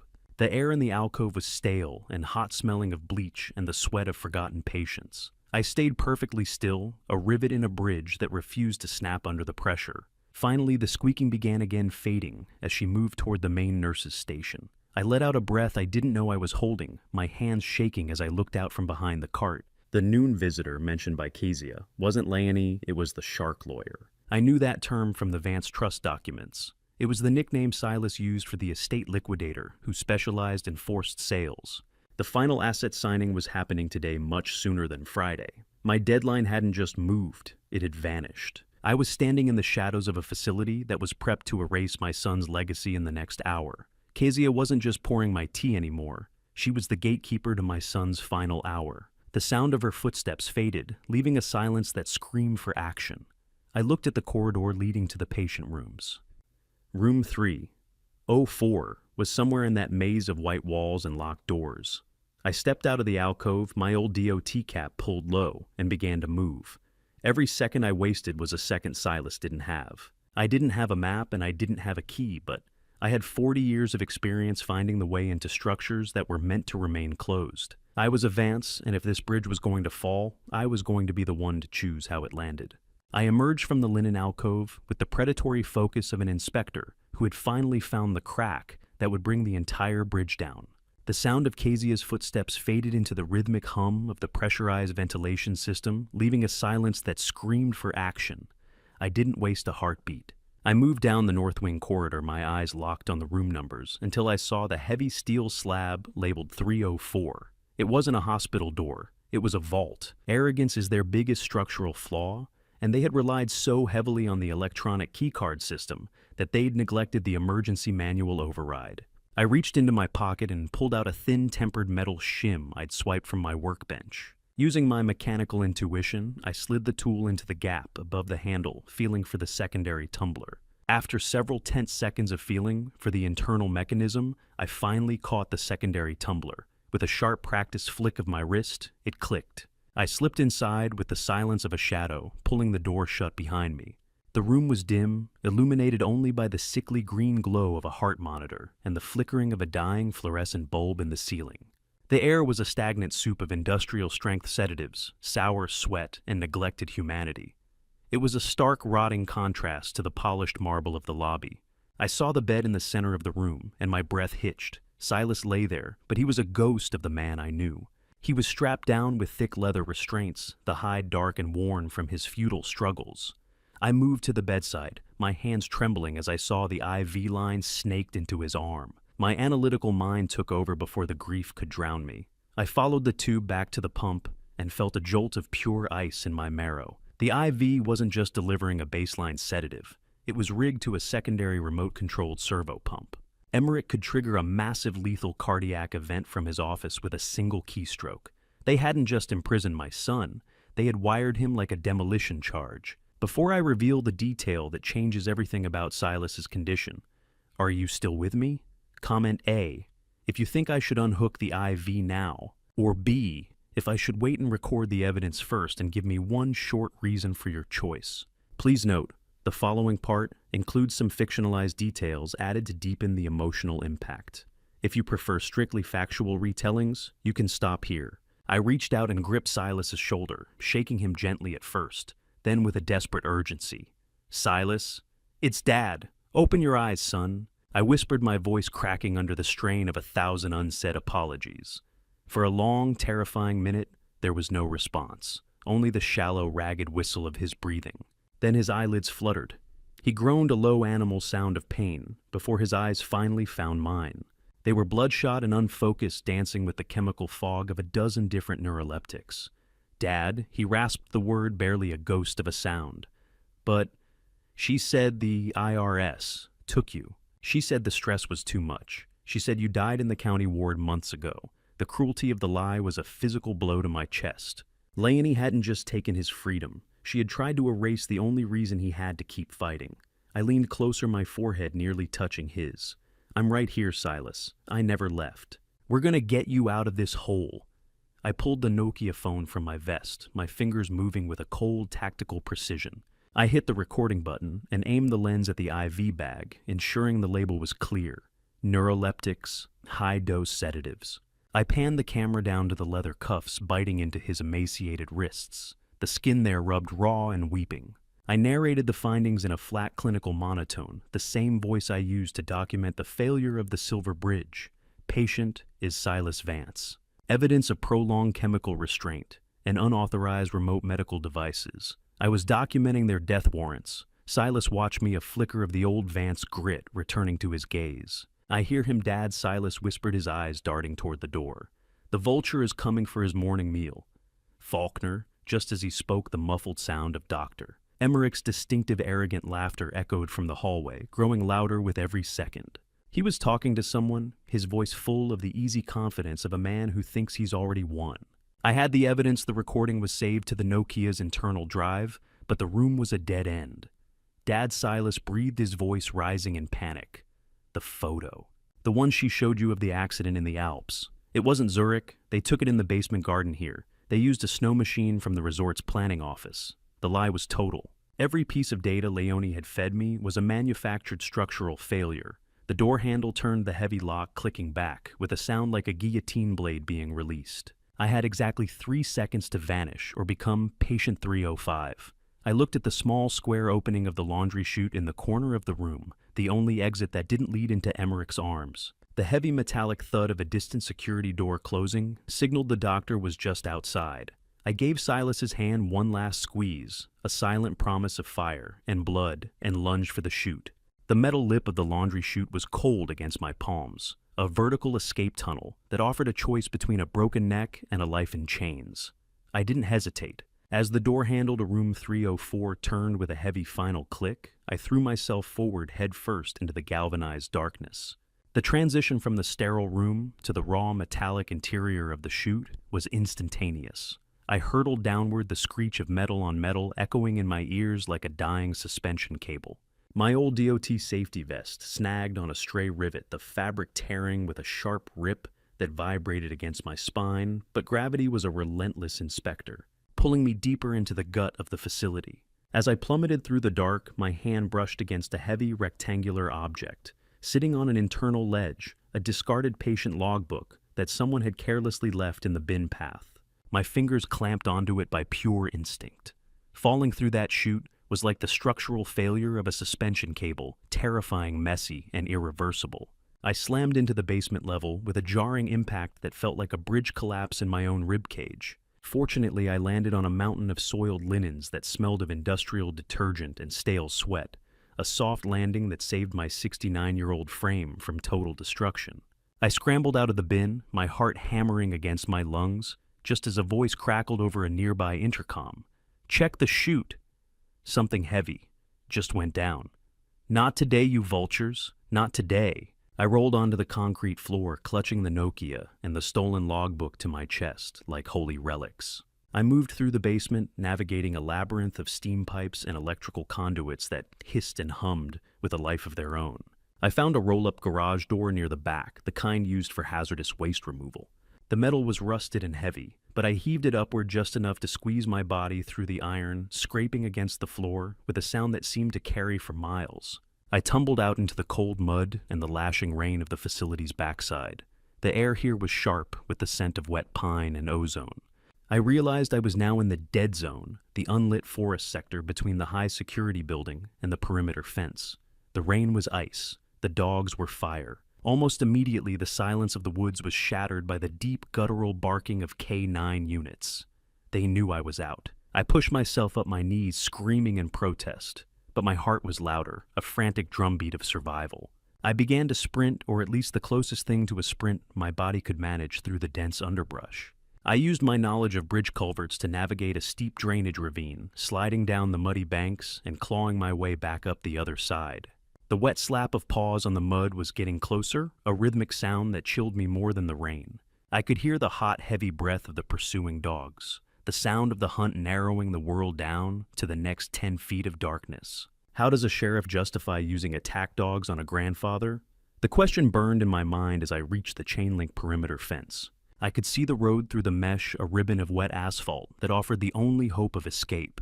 I braced myself to climb, my fingers digging into the cold wire, when a pair of headlights cut through the trees like twin searchlights. A white delivery van tore down the access road, smashing through the service gate in a brilliant shower of sparks and the scream of twisting metal. The side door slid open with a violent bang. "Jump Alaric. Get in the damn van." Merritt's voice was a clarion call. I didn't wait. I lunged toward the moving vehicle, my boots slipping in the blinding spray of mud from the tires. Merritt leaned out his massive hand, grabbing the collar of my torn safety vest and hauling me into the interior with a single powerful heave. I collapsed onto the floor, gasping for air, the smell of gun oil and stale coffee in the van feeling like the most beautiful scent in the world. "I've got the phone, Merritt." I gasped, holding up the Nokia. "I've got the proof, and I've got a logbook that's going to bury them all." Merritt didn't respond. He just slammed the van into gear and hit 80 on the mountain road, the engine roaring in defiance of the storm. I looked out the back window as the facility shrank into the distance. In the strobe-like flashes of the storm's lightning, I saw a blacked-out SUV pull to a stop by the broken gate. A figure stepped out into the rain, Sheriff Vesta. I watched as she personally released a second pair of dogs, her badge glinting with a cold, reflected light as she pointed toward our retreating taillights. She wasn't just ignoring the crime, she was leading the manhunt with a professional bloodlust that turned my stomach. I clutched the Nokia and the stolen logbook to my chest as Merritt hit 80 on the mountain road, knowing that by tomorrow morning I would either be a hero or a headline. The van door had shut with a heavy metallic thud, sealing us in our mobile war room. I looked at the logbook in the dim light of the dashboard. It was a physical record of every permanent sedation performed in the last year, a list of names that Leonie and Faulkner had turned into ghosts. I wasn't just a father looking for his son anymore. I was the sole witness to a mass grave and the only person standing between the sheriff and the total erasure of the truth. I watched the rain wash the clinic's mud from my old safety vest, but no amount of water could rinse away the image burned into my mind. My son's skeletal wrists locked tight inside those leather restraints. The rain slid down in thin, uneven streams dripping from the frayed edges of the vest, but the memory clung to me with a weight far heavier than water. It stayed, sharp, unforgiving, permanent. We had stopped at a roadside diner just outside the Highlands town limits, not because it was safe, but because I needed a moment to take inventory not of the physical damage, but of the structural integrity of everything that was left inside me. The flickering fluorescent light above our booth buzzed with a weak dying hum, the kind that made the air feel unstable, as if the room itself was struggling to hold together. I sat heavily, the cracked vinyl seat sighing under my weight, and pulled the Nokia phone and the stolen logbook close to my chest. I held them there like they were load-bearing supports in a bridge that had already lost too many joints. My hands trembled, not from weakness, not anymore, from anger. Cold, controlled anger, the kind that doesn't explode outward but builds inward, reinforcing itself until it becomes something unbreakable. Merritt stood by the window, his reflection faint in the glass as he watched the empty parking lot. His posture was still, but his awareness wasn't. His eyes moved constantly, scanning shadows, tracking movement, measuring distance. "We don't stay," he said quietly. I nodded. He didn't need to explain. We both understood the same principle: a static position becomes a target. We left before the waitress returned. By the time I reached the Highland Sheriff Station, the adrenaline from the forest still surged through me, sharp and electric, making every sound louder, every movement more defined. The building stood quiet under the night sky, its light soft and steady, presenting itself as something stable. But I had spent my life evaluating structures, and I knew the difference between appearance and integrity. Inside, the air smelled of stale coffee and floor wax, clean, controlled, artificial. It was the scent of a place designed to reassure, but reassurance is easy to fabricate. Truth is not. Sheriff Vesta York sat behind her desk, leaning back slightly. Her posture relaxed in a way that told me she was already several steps ahead of whatever I was about to say. Her uniform was crisp. Her badge gleamed under the light. Everything about her said control. I didn't wait. I slammed the Nokia onto her desk. The screen lit up instantly, bathing her face in a cold blue glow. "Look at the IV bag," I shouted. "He's being drugged. Room 304. Vesta, they're killing him." She didn't move, didn't lean forward, didn't react. Her eyes shifted from the phone to me, and in that moment, something inside me dropped into place. Because I saw it, the folder, sitting neatly on the edge of her desk. My medical report, the fake one, stamped, signed, prepared, waiting. She had the lie ready. Before I brought her the truth. "Alaric," she said calmly, her voice smooth, almost patient. "You need to go to the motel I arranged." I stared at her. "You're confused," she continued. "This is part of your episode." Episode. That word hit harder than any accusation. It reframed everything. It erased context. It rewrote reality. "This video," she added, gesturing lightly toward the phone, "is a hallucination." And just like that, the structure revealed itself. A corrupt sheriff doesn't need to threaten. She controls the narrative. She decides what is real and what is dismissed. I felt something settle inside me, not panic, not fear. Clarity. I wasn't standing in a place of law. I was standing inside a controlled system, and I had just been identified as an error within it. She warned me, quietly. If I continued, if I pushed, If I questioned if I returned, I would be the one in handcuffs. I backed out of the station slowly, each step heavier than the last, the air pressing against my chest, like the structure itself was trying to compress me into silence. Every local support, gone, every trusted beam, compromised. I had one option left. The homestead, the original deed, the tax records hidden beneath the floorboards, physical proof, untouched, immutable. Merritt dropped me at the base of the drive. The rain had turned sharper colder, each drop cutting through my clothes like fine needles. I climbed the road I had built myself every step, carrying the weight of memory of years spent shaping something that now stood against me. The Vance homestead rose out of the storm, dark, silent. For a moment, I let myself believe it still belonged to me. Then I reached the door, and reality corrected me. No keyhole, just a digital lock. Red, cold, final. I stared at it, then at the key in my hand. Useless, obsolete. I knocked, hard. The sound vanished into thunder. Leonie stepped into the light, wrapped in cashmere, holding a mug of tea like she was watching a performance she had already rehearsed. "This is my house," I shouted. "I built this." She didn't react, didn't shift, didn't hesitate. "It was your house," she said softly. Past tense. Controlled. Absolute. "Now it's a liability we're managing." The words landed with surgical precision. She told me about the protection order. 500 feet. A legal perimeter. A boundary enforced not by walls, but by authority. Behind her, I saw Kezia, watching, smiling. Then the curtains closed. And with them, any illusion of entry. The flashing lights came next. Blue, red, cutting through the rain like sharp signals of control. Vesta arrived. Calm, routine, like she was processing paperwork. She told me I was trespassing. On land owned by Leonie's company. She told me to leave. And I did. Not because I agreed, but because I understood the structure. I was no longer part of it. My boots slipped as I walked down my own driveway, the wet ground shifting beneath me, unstable, unfamiliar. How much does rain weigh, I thought, when there's no roof left to carry it? At the road I stopped. Turned back. "You're making a mistake," I said. "A federal one." She didn't respond. The gates closed. Locked. Final. Then I saw it. Inside Leonie's car, a stack of signs. Notice of sale. Clean. Printed. Prepared. The auction was already scheduled, already in motion. They weren't just taking everything. They were converting it, liquidating it, before I was even gone. I stood there in the rain, the cold soaking through every layer, but I didn't move. Because something had shifted. They thought they had removed me from the system. They thought local control was enough, but they forgot something fundamental. Every structure connects to something larger. When local supports fail, you escalate. I reached inside my jacket, feeling the burner phone and the logbook pressed against my chest. If the county wouldn't listen, then I would speak to the system that moves everything. The system that doesn't care about influence. The system that doesn't bend. The system that delivers truth, whether you want it or not. The mail. Task 5.2. I didn't knock on the glass doors of the federal building. I leaned my weight against them, instead, a mud-stained ghost from the past, demanding an audience with the only authority Leonie couldn't bribe.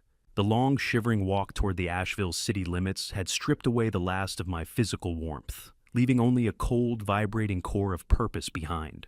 It wasn't strength. It wasn't courage. It was something simpler and far more dangerous. It was resolve. My safety vest clung to me, soaked and heavy, no longer a badge of my profession, but a relic of a life that had already been dismantled piece by piece.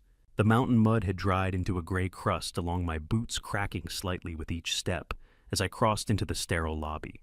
The bright overhead lights reflected harshly against the polished floor, making everything feel unreal, almost artificial, like I had stepped out of one world and into another that didn't quite believe I belonged. It was 3 a.m., the kind of hour when lies lose their confidence and truth feels closer to the surface. The night guard rose from his chair, his expression shifting from bored indifference to mild suspicion. He looked at me the way anyone would a disheveled old man who had wandered into the wrong place at the wrong time. I didn't let him speak. Alden checked my badge number. I said, my voice dry, but steady enough to carry weight. Shield 4922, Section 1341, violation. I need a duty postal inspector immediately. The effect was immediate. Those weren't random words. They were system triggers. The guard's posture changed instantly, his skepticism dissolving into alert focus. He didn't question me. He didn't hesitate. Instead, he reached for the phone behind him, his movements precise, now controlled. Codes like that weren't guessed. They were earned. 15 minutes later, the reinforced glass door buzzed open. Inspector Alden Brooks stepped through. He stopped when he saw me. For a brief moment, his composure slipped. "Alaric," he said quietly. There was disbelief in his voice, recognition, and beneath it something heavier, concern. "What happened to the man who built the newfound gap bridge?" he added. I didn't answer. Instead, I sat down heavily in the plastic chair, my damp clothes leaving a dark imprint behind me. The room was quiet except for the low hum of fluorescent lights, a steady mechanical sound that made everything feel contained, controlled, almost surgical. Then I began. Not a story, a structure. I laid out the evidence piece by piece, the stolen logbook, the Nokia phone, the patterns, the connections. I didn't dramatize it. I didn't need to. Truth doesn't require performance. Alden listened carefully, his eyes shifting between the documents and the data he was already pulling up. I could see it happening in real time, the moment isolated suspicions began connecting, forming something undeniable. "We've been tracking her firm," he said finally. "Interstate land flips, shell transactions." He paused. "But we didn't have enough to move. A predicate act, a legal anchor." This, he said, tapping the logbook lightly, "changes that." I nodded slowly. "Logistics is the nervous system of a nation," I said. "You poison the mail, and eventually the entire system reacts." Alden's fingers moved quickly across the keyboard. "Title 18, Section 1341, he muttered. "Mail fraud." He looked up. "That's federal." A pause. "That's leverage." But then his expression tightened. "There's a problem." I didn't need him to finish. "If the final deed reaches Chicago," he nodded, "it gets registered, and once it's registered, it becomes a legal structure we can't dismantle quickly." Time. That was the variable we didn't have. Silas didn't have time. "We intercepted," I said. Alden leaned forward slightly. "How?" I closed my eyes for a brief moment, and remembered. The blue envelopes. Heavy bond. Official. Trusted. "I saw them on her desk," I said. "Priority transfers." Alden didn't hesitate. He moved immediately. Orders were issued. Authorization pushed through. Within minutes, we were moving fast, coordinated, efficient. By the time we reached the Asheville Regional Sorting Facility, the sky was still dark, the early morning fog clinging low to the ground, like something reluctant to let go of the night. The building itself rose out of that fog like a machine given form, steel glass, and motion. Inside, the air hit me instantly. Ozone, ink, heat, the constant vibration of machinery running at full capacity. We climbed onto the catwalk, the cold metal railing biting into my hands as I looked down. Below us, a river, white envelopes. Blue envelopes, thousands of them moving at once. Each one following a path defined by algorithms, by routing systems, by logic that didn't care about human consequence. "Route 48B, I shouted over the noise. "Belt 6. Alden signaled to the supervisor. "I hope your memory still works," he said. I didn't respond. My focus had narrowed completely. Scanning, tracking, filtering. 40 years of experience condensed into instinct. Patterns became visible. Irregularities stood out. And then I saw it, a flash of blue, heavier, moving differently, not tumbling like the rest. "That's it," I said. But as we moved toward the stairs, something else caught my attention. Movement near the loading dock. A courier, a driver, a digital manifest. I narrowed my eyes and felt the cold realization settle in. The signature, Mark, the orderly. From the sanctuary. "They're inside the system," I said quietly. Alden followed my gaze. Moles. Not just corruption, integration. The system hadn't been compromised. It had been infiltrated. That changed everything. The belts surged faster, louder, the rhythm intensifying as the next cycle began. Time compressed. 60 seconds, maybe less. If that envelope made it onto that truck, it would be gone. Not misplaced, not delayed, gone, beyond reach, beyond correction. I tightened my grip on the railing, feeling the cold metal dig into my palm. Because I understood something now, with absolute clarity. This wasn't just about a document. It wasn't just about stopping a crime. It was about stopping a system from being weaponized. And if I failed here, at this exact moment, then everything I had built, everything I had protected, would be carried away in a current I could never reverse. I took a step forward, my body already moving. Because there are moments in life when hesitation is the same as surrender, and I had already lost too much to surrender now. A task 5.3, I dove toward the fast-moving rubber belt, without hesitation, my 69-year-old knees cracking like dry timber under sudden strain as I lunged forward. The sharp pain shot up through my joints, but I didn't slow down. Pain didn't matter. Timing did. The blue envelope flashed past me, riding the conveyor like a projectile locked into a system that didn't care what it carried, only where it needed to go. It was already being pulled toward the long-haul chute, already slipping beyond human reach. 1 second. That was all I had. 1 second before it vanished into a network designed to erase mistakes. And right now, I was the mistake. The sorting floor roared around me louder than anything I had heard in years. The machinery wasn't just running, it was alive. Rubber belts screamed as they dragged against steel rollers. Hydraulic pistons hammered in a relentless rhythm. Robotic arms snapped forward with cold precision, redirecting entire streams of mail without hesitation. It was a system. Perfectly indifferent, and I had spent 40 years studying systems just like this. Alden hold, I shouted over the industrial din. His hand hovered over the emergency stop. One press and everything would freeze, but that would be too slow. Too late. No shutdown, I barked, shaking my head. Watch the cycle. He hesitated, but he trusted me, because I wasn't guessing. I was reading it, the spacing, the flow, the micro delay between each mechanical sweep. Machines don't improvise. They repeat. There, I shouted. Belt 4 next sweep. A robotic arm hissed as it prepared to redirect a cluster of Chicago-bound priority mail. That was the opening. Half a second. I moved. My body reacted before thought instinct, overriding age, fear, and pain. My fingers scraped against the rough rubber surface of the conveyor, friction biting into my skin as I reached. And caught it. The envelope resisted, pulled forward by the machine's momentum. For a brief, dangerous moment, my body tilted forward, dragged toward the belt, as if the system itself was trying to reclaim what I had taken. But I held, planted, pulled back. I've got it, I shouted, my voice raw. I've got the damn thing. The envelope tore free just inches before disappearing into the chute. For a moment, everything slowed. The sound dulled. The motion blurred. I stood there breathing hard, clutching the envelope against my chest as if it might disappear if I loosened my grip. I had it. The truth, the evidence, the fracture point. But then, something caught my eye. A second slip of paper, barely visible, tucked into the corner. I slid it out carefully, and the world shifted again. Wire transfer, Cayman Islands. I stared at it, my mind already assembling the structure behind it. She's not just stealing, I said quietly. Alden stepped beside me. She's exiting, he replied. That was the difference. This wasn't greed. It was abandonment. She wasn't planning to win. She was planning to disappear. The land, the money, the people, all of it, left behind like debris after demolition. This is it, I murmured. This is where it fails. Because every system, every structure has a breaking point. And I had just found hers. We moved fast. Inside the secure processing room, the noise vanished behind thick glass, replaced by sterile silence and blinding white light that made everything feel exposed, undeniable. Alden didn't hesitate. He opened the envelope. The sharp snap echoed in the room, like a fracture under stress. Inside, the new will. My name, my signature, my life. Rewritten. I leaned forward, my mind shifting instantly into analysis. Emotion could wait. This was inspection.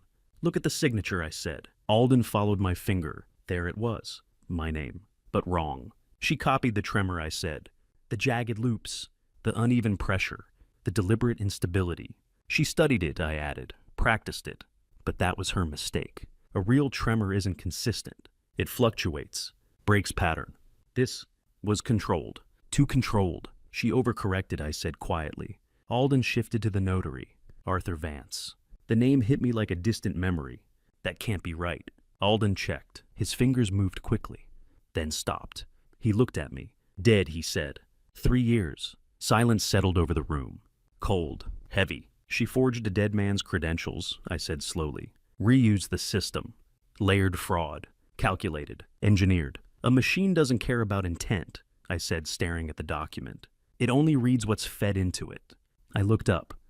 But today, I tapped the envelope lightly. I decide what gets processed. The ink was still fresh, still alive, still carrying her intent like a pulse. I leaned back in the chair, letting the weight of it settle fully. This wasn't personal anymore. This was federal. Alden moved to the secure phone. His voice changed immediately. Lower, sharper, command level. He made the calls. Federal judges. Multi-state coordination. Bypassing local authority entirely. Cutting around corruption, like removing a compromised beam before it brought down the entire structure. He listed everything. The intercepted mail. The forged notary. The offshore transfer. The medical evidence. Every piece. Every layer.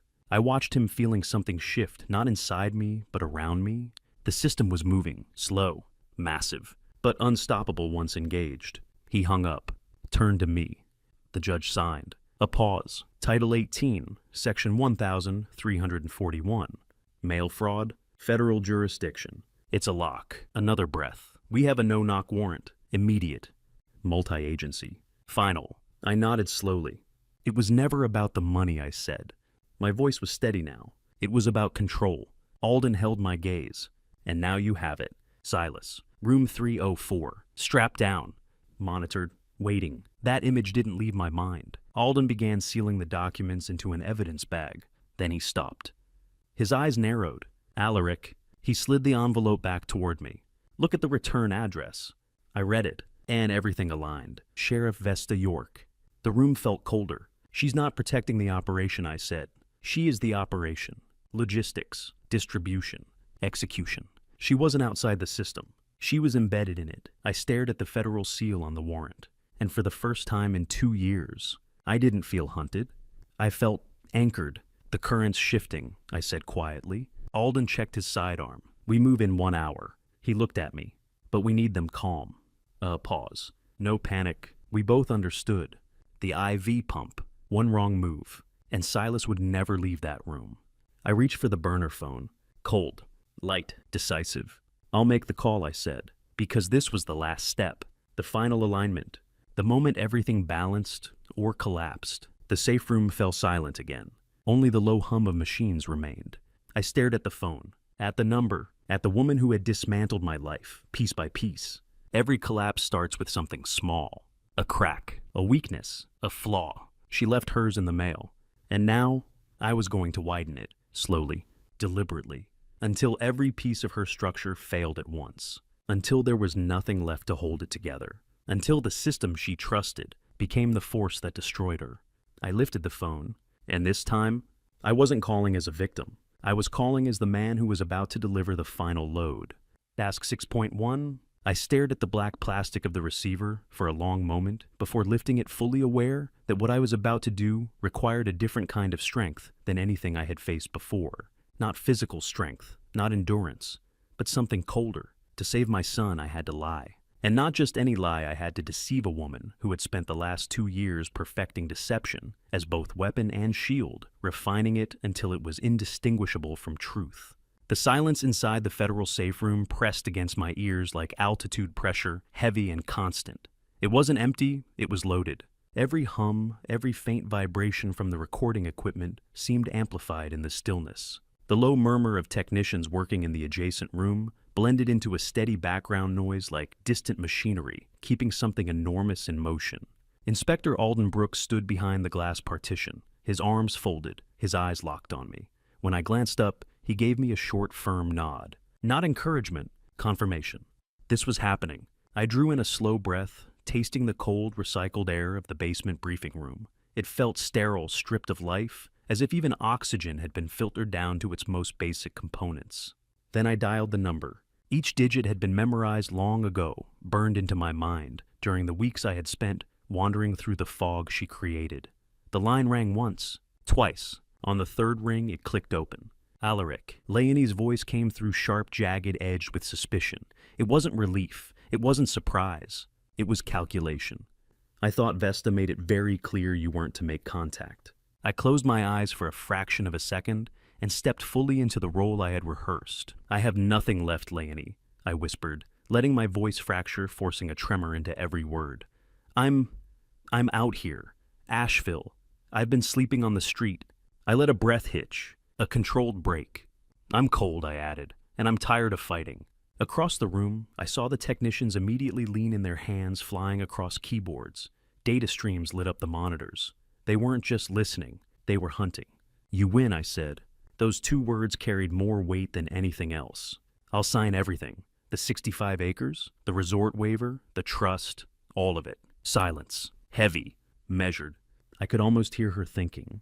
The lie was the cable, and she was pulling on it. Why now, Alaric? She asked slowly. But the suspicion in her voice had changed. It was still there, but beneath it something else had surfaced. Greed. Because I want to see my boy. I leaned forward slightly, lowering my voice, making it raw, desperate. Just once I said, "Let me see Silas. At the house. Let me say goodbye." I paused. After that, I disappeared.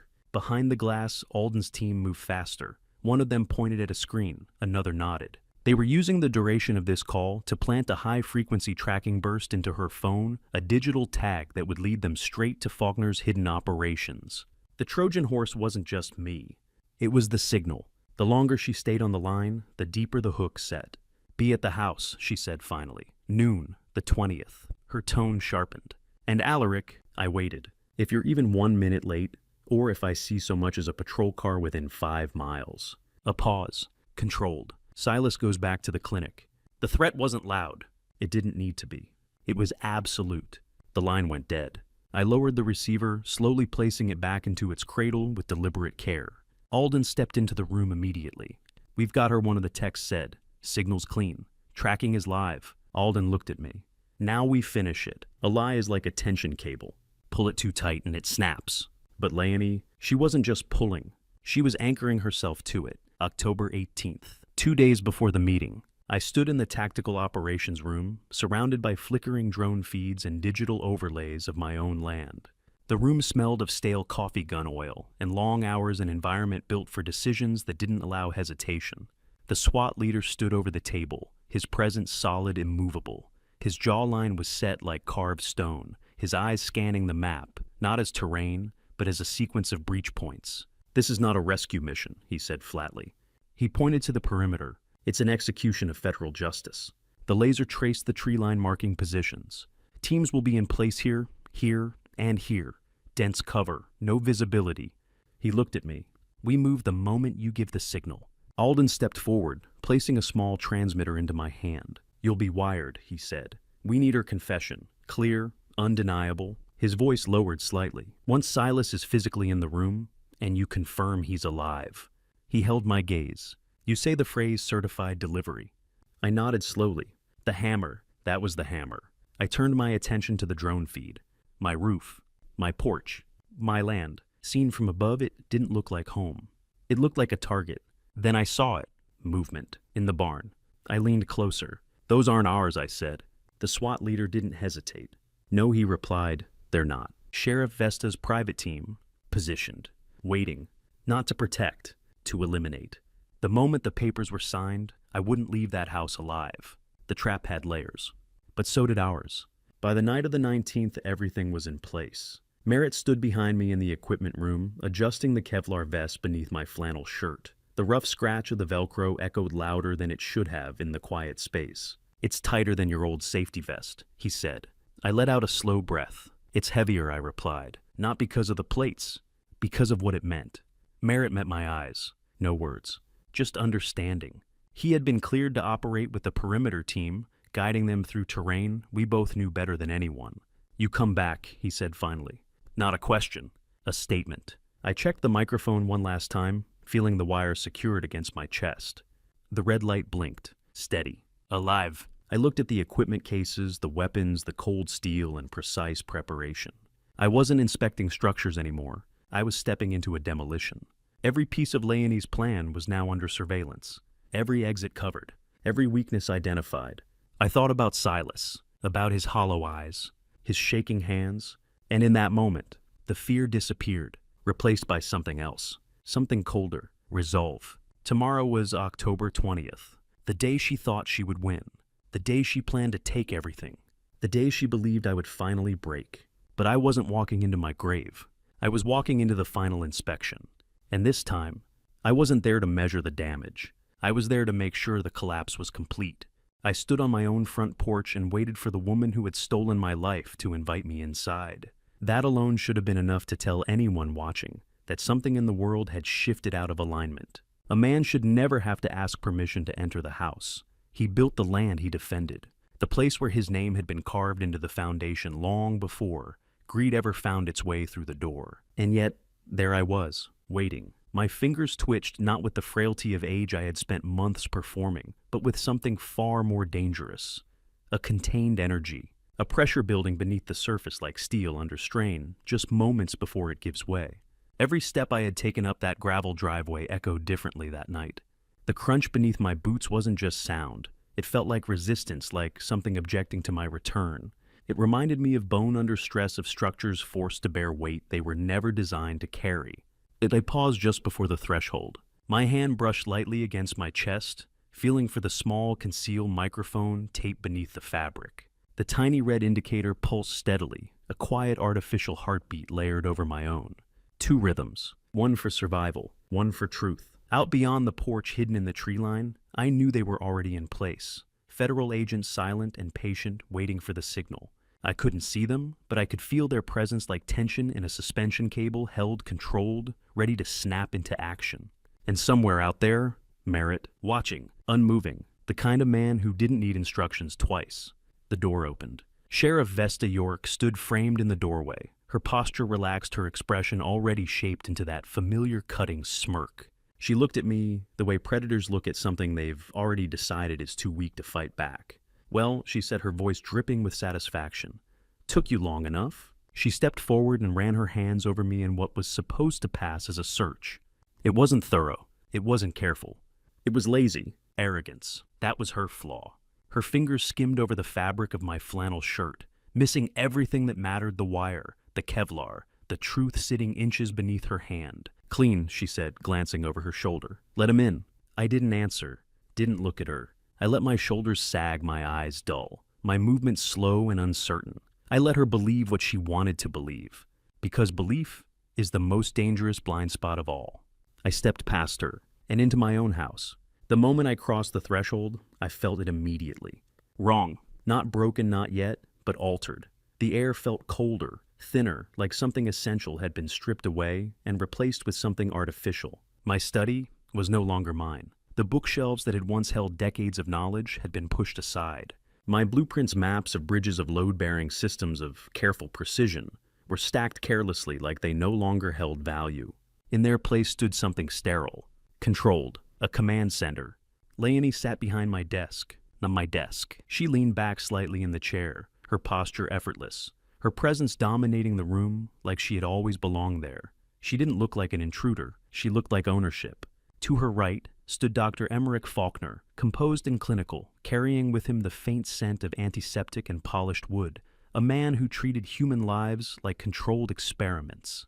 To her left sat Elias Trent, the shark, perfect suit, perfect posture, but his eyes betrayed him. They moved too much. Window, door, floor. He clutched his briefcase tightly, his fingers tense. He knew. He might not have known everything, but he knew enough to be afraid. "I just want to see my son," I said quietly. I let my voice tremble, let it crack just enough. The broken man. Leonie studied me for a moment, then gave a small dismissive nod. Faulkner signaled. The door opened again, and then Silas. They wheeled him in like he wasn't a person, like he was an object, something already halfway gone. The sight of him hit me harder than anything that had come before. His body looked smaller, shrunken. The suit he wore hung off him like it didn't belong, like it had been chosen for someone else, someone healthier, someone alive. His skin was pale, too pale. His eyes, empty, glassy, lost behind whatever chemical fog Faulkner had forced into his system. I moved to him immediately, dropping beside the wheelchair, gripping his hand. Cold, too cold. "Silas," I whispered, leaning close enough that my voice became something only he could hear. "Can you hear me?"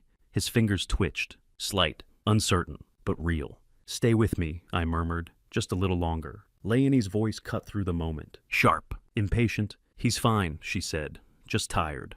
Tired. That word again. As if what had been done to him was something ordinary. "Sign the papers, Alaric," she continued. "Then he can rest?"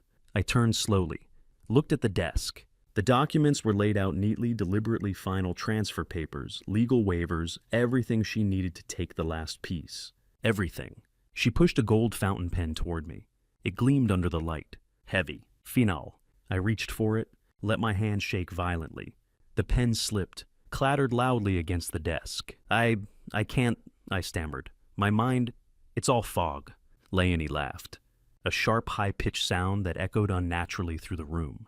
Pathetic, she said. She stood, walked toward me slowly. Confident, certain.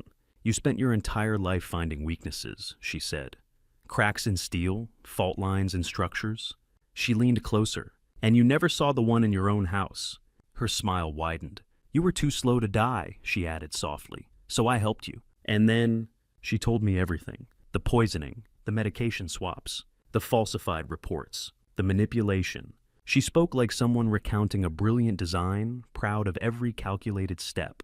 I used your love for your son, she said. That was the flaw.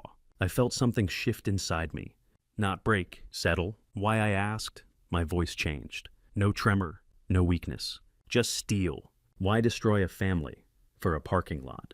Her eyes hardened. Because land doesn't betray you, she said. People do. She leaned in even closer. And because it was easy. Then came the final strike. I've already moved your pension funds, she said. Everything inside me went still. Your department, she added. Your colleagues. She smiled.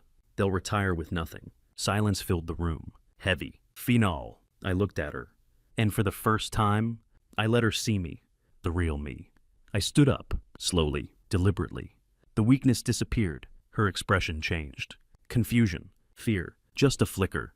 But enough. The man she thought she had broken had never been gone. I reached for the microphone at my collar. My eyes locked onto hers. And in that moment, everything aligned. The bridges I had inspected. The failures I had studied. The lessons I had learned. And the son beside me, still breathing. Still holding. This was it. The final inspection. Task 6.3. I didn't reach for the pen. That would have been the old version of me, the man who documented, who measured, who wrote reports after the damage had already been done. No. This time, I reached for the microphone, clipped discreetly against my ribs, my fingers steady precise. When I spoke, my voice cut through Leonie's smug laughter like a hacksaw biting into a rusted bolt.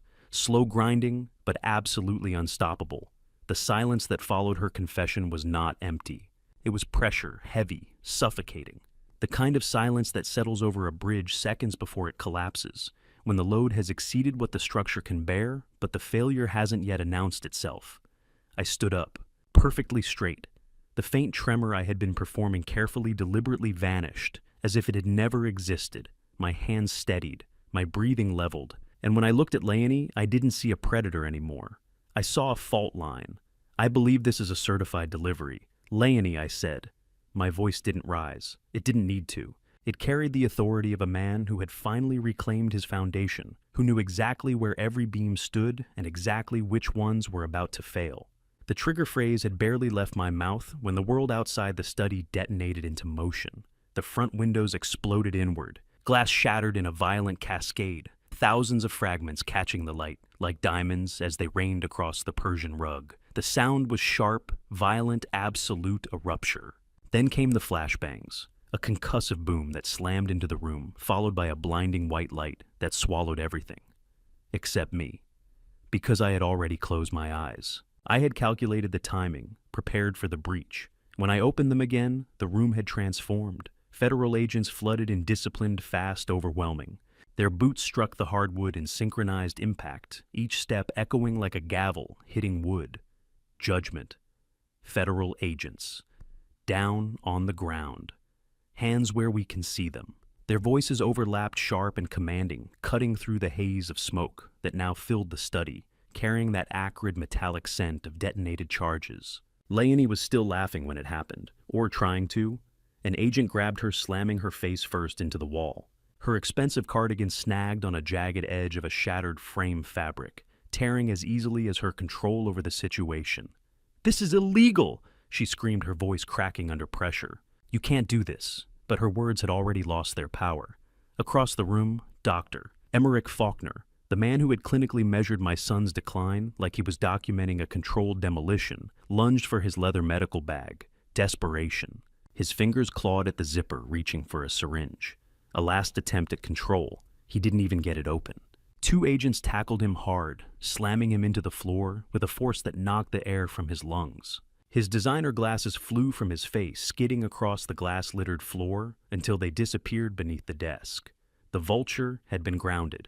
I watched it all with the detached clarity of an inspector, not reacting, not intervening, just observing. Because this wasn't chaos, it was correction. Elias Trent, the so-called shark lawyer, had already abandoned his briefcase. The man who once spoke in calculated threats was now curled beneath my desk, his expensive suit covered in dust and shards. Survival instinct. He peeked out his face, pale, his voice trembling. "I have the files," he shouted. "I have everything records transactions. They're hidden in the lining of the case. I'll testify. I'll cooperate. A rat." Abandoning the ship before it even finished sinking. Outside, the night had erupted into flashing color. Through the jagged void where my window once stood, I saw the driveway flooded with red and blue strobes cutting through the mountain darkness like warning beacons. Sheriff Vesta York stood there frozen for a moment too long. Then her world collapsed. State agents clean untouched by the local corruption moved in with precision. They disarmed her, swiftly stripping the badge from her uniform. She didn't resist. Not really, because deep down she knew. A badge without honor is just a piece of metal. And in that moment, it looked very small. "You old fool," Leonie screamed behind me, her voice muffled as she struggled against the wall. "You think this changes anything I own this land? I have the deeds I have, everything." I turned to her slowly, walked toward her, each step deliberate, measured. "You have a federal indictment for mail fraud, Leonie," I said calmly. I leaned in close enough that she could see it in my eyes. "The truth. Your sentence," I added quietly, "is already on its way." I straightened. No returns. Inspector Alden Brooks entered through the smoke, his presence cutting clean through the chaos. He didn't speak at first. He didn't need to. He walked directly to the desk, reached down, picked up something small, and turned to me. The brass mailbox keys, original, recovered. He placed them in my hand. The metal was cold, solid, real. The final rivet. The last piece of a structure being rebuilt. I closed my fingers around them, feeling their weight settle into my palm. Then I turned away. Away from Leonie, away from the noise. And I knelt beside Silas. The federal medics were already there, their movements careful, precise, nothing like the cold efficiency of the people who had once controlled him. His eyes flickered, clearing, breaking through. "Silas," I said softly, gripping his hand. "We're going home." He blinked slowly, confused at first. Then, something else. Recognition. "The real home," I continued, "not the cage she built." They lifted him carefully, transferring him toward the waiting stretcher. As we moved, I felt a hand on my shoulder. "Alden, we found something else," he said. I followed his gaze. Kezia Platt. She was being escorted out in restraints, but her expression wasn't defeated. It was composed, calculated. She had a hidden camera in the kitchen, Alden explained. Recorded everything. The entire confession, insurance.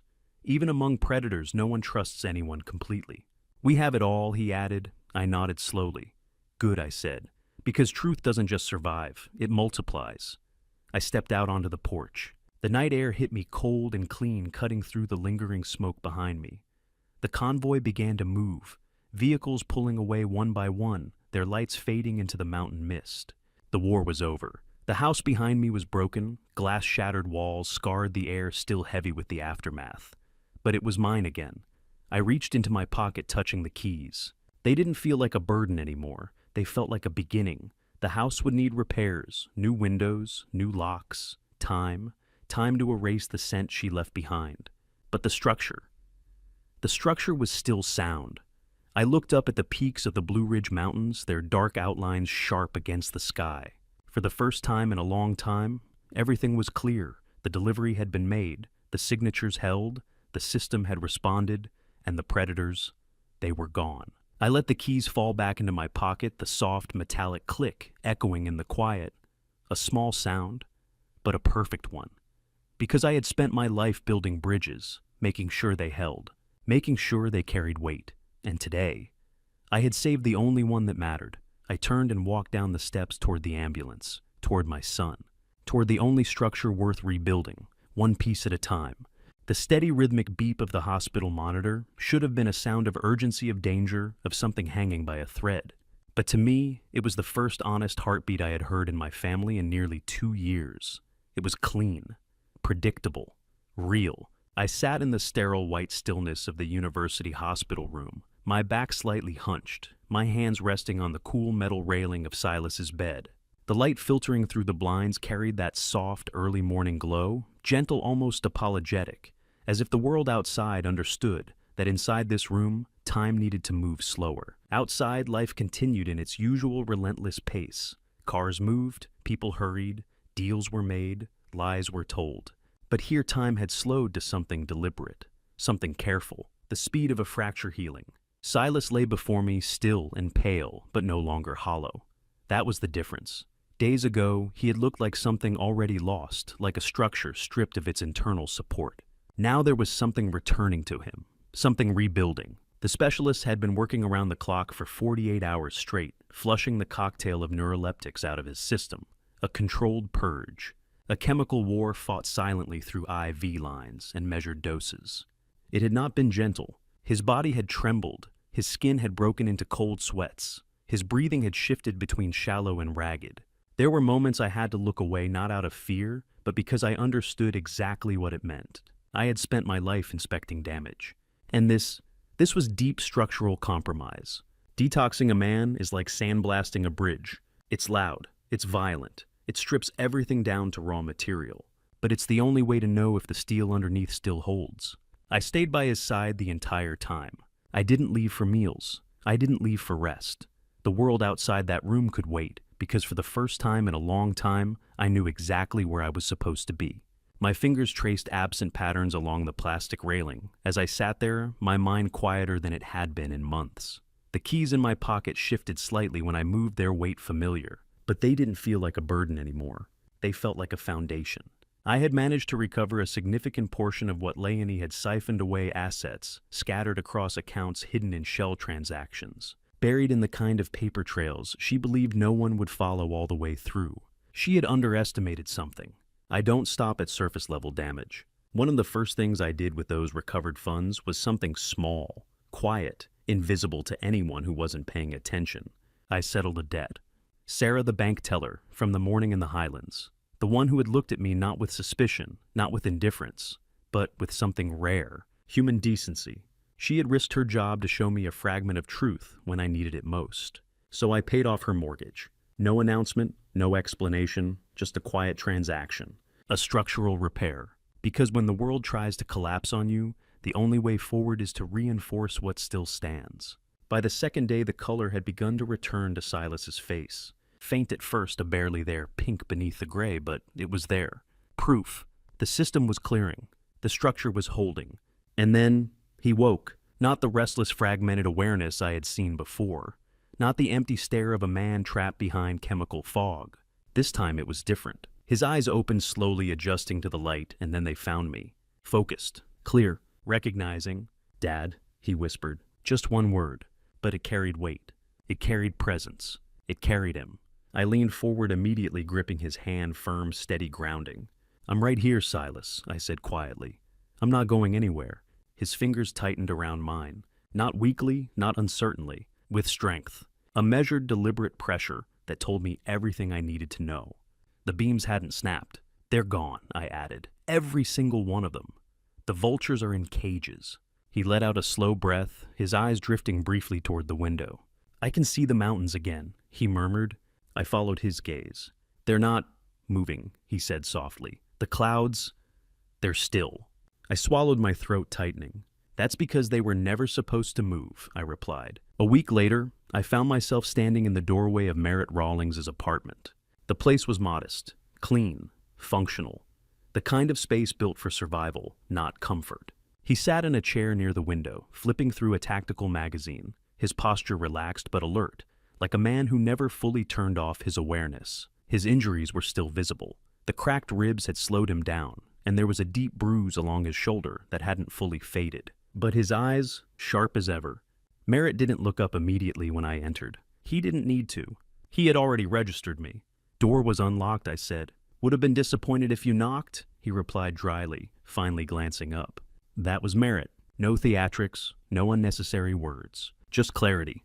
I stepped inside and took a seat across from him, placing a document on the coffee table between us. "I'm setting up a permanent trust," I said, "for the homestead." His eyes flicked to the paper, then back to me. I need someone to watch it, I continued. Not just security, not just presence. I leaned forward slightly. I need an estate warden. He studied me for a moment. Live-in position, I added. Salary that ensures you'll never have to take another night shift job again. Silence hung between us for a few seconds. Then he reached forward, picking up the document. He read it carefully. Every line, every clause, because men like Merritt don't protect things they don't understand. Finally, he looked up. I've spent my whole life guarding things that didn't belong to me, he said. A faint, almost invisible smile touched his lips. It'll be different, guarding something that does. I nodded. The land needs someone who can't be bought, I said. And you need someone who won't leave, he replied. That was our agreement. No handshake needed. By the time Silas was strong enough to return, the air had shifted. Autumn had settled fully into the mountains, bringing with it that crisp edge that made every breath feel cleaner, sharper. We didn't go inside the house right away. That would come later. Instead, we walked the full perimeter of the land, all 85 acres of it. I showed him the survey stakes' bright orange markers, driven deep into the earth, standing out against the muted browns and golds of fallen leaves. These marked the boundaries of the trust, I explained, resting my hand against one of them. This land can't be divided, can't be sold, can't be developed. He ran his fingers along the wood, feeling its roughness. It's permanent, I added. We climbed up toward the north ridge, the highest point overlooking the property, the place where Leonie had planned her centerpiece. Concrete, glass, a lobby where trees once stood. I stopped there, looking out over the canopy. She almost paved this, I said quietly. Silas didn't respond immediately. Instead, he knelt near a large oak, his hands digging into the soil at its base. What are you doing? I asked. I hid something here, he said, years ago, back when everything had first started to feel wrong. He pulled out a small, rusted tobacco tin, prying it open carefully. Inside, something caught the fading light. A ring. My wife's ring. The one Leonie had spent months trying to find. The one she had torn the house apart searching for. And yet, it had never left the land. Silas stood and handed it to me. The roots go deeper than her greed, he said. I looked at the ring in my hand, then at the house below, silent, waiting. We were still standing, and for the first time in a long time. That meant something real. Some task 7.2. I gripped the electric sander with the steady, practiced hand of a man who had spent a lifetime inspecting structures, bridges, beams, joints that determined whether something stood or collapsed. As the machine hummed in my grip, I watched the layer of Leonie's black paint curl away like dead skin, peeling back in brittle flakes to reveal the honest red oak beneath. There was something deeply satisfying in that moment, like uncovering truth after months of deception. The coarse vibration traveled up through my palm, grounding me. It was a sensation I hadn't felt in months, months lost in a haze of manipulation, displacement, and quiet suffocation. Now, standing here on my own porch again, the scent of raw wood and sawdust filled the air, cutting clean through every lingering trace of that time. Above us, the October sun cast a golden warmth that seemed almost intentional, as if the season itself had chosen this moment to bless our return. The light soaked into the cedar boards, warming them, releasing a scent so familiar it felt like memory made physical. It wasn't just a smell, it was home. Silas worked beside me.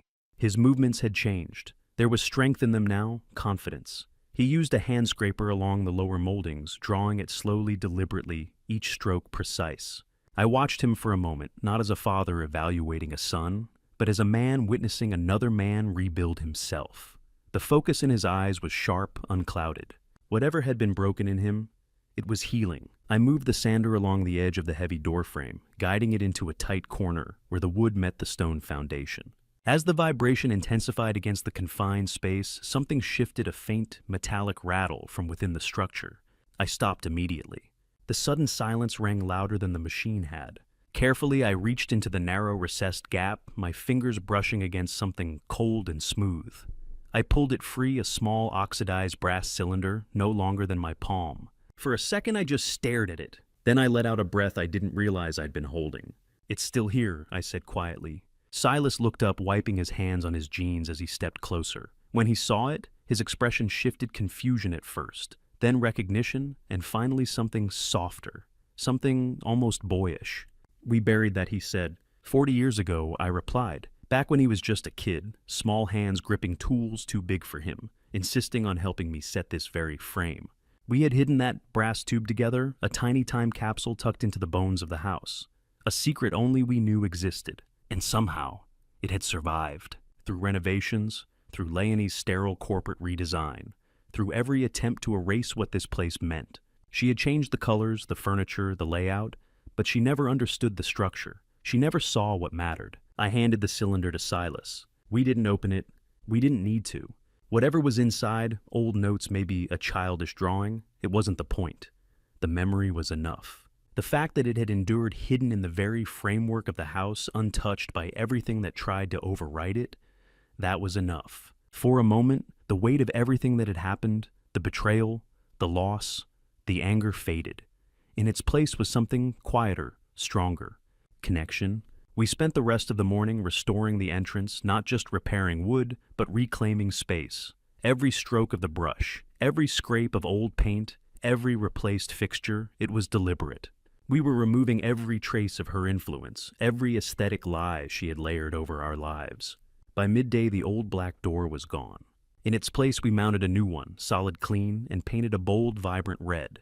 I dipped my brush into the thick paint, watching it drip slowly before pressing it against the surface. Red means warning in bridge work, I said. It marks fractures, hazards, points of stress. Silas leaned against the railing watching. But on a house, I continued spreading the color evenly. It means something else. It means life. It means welcome.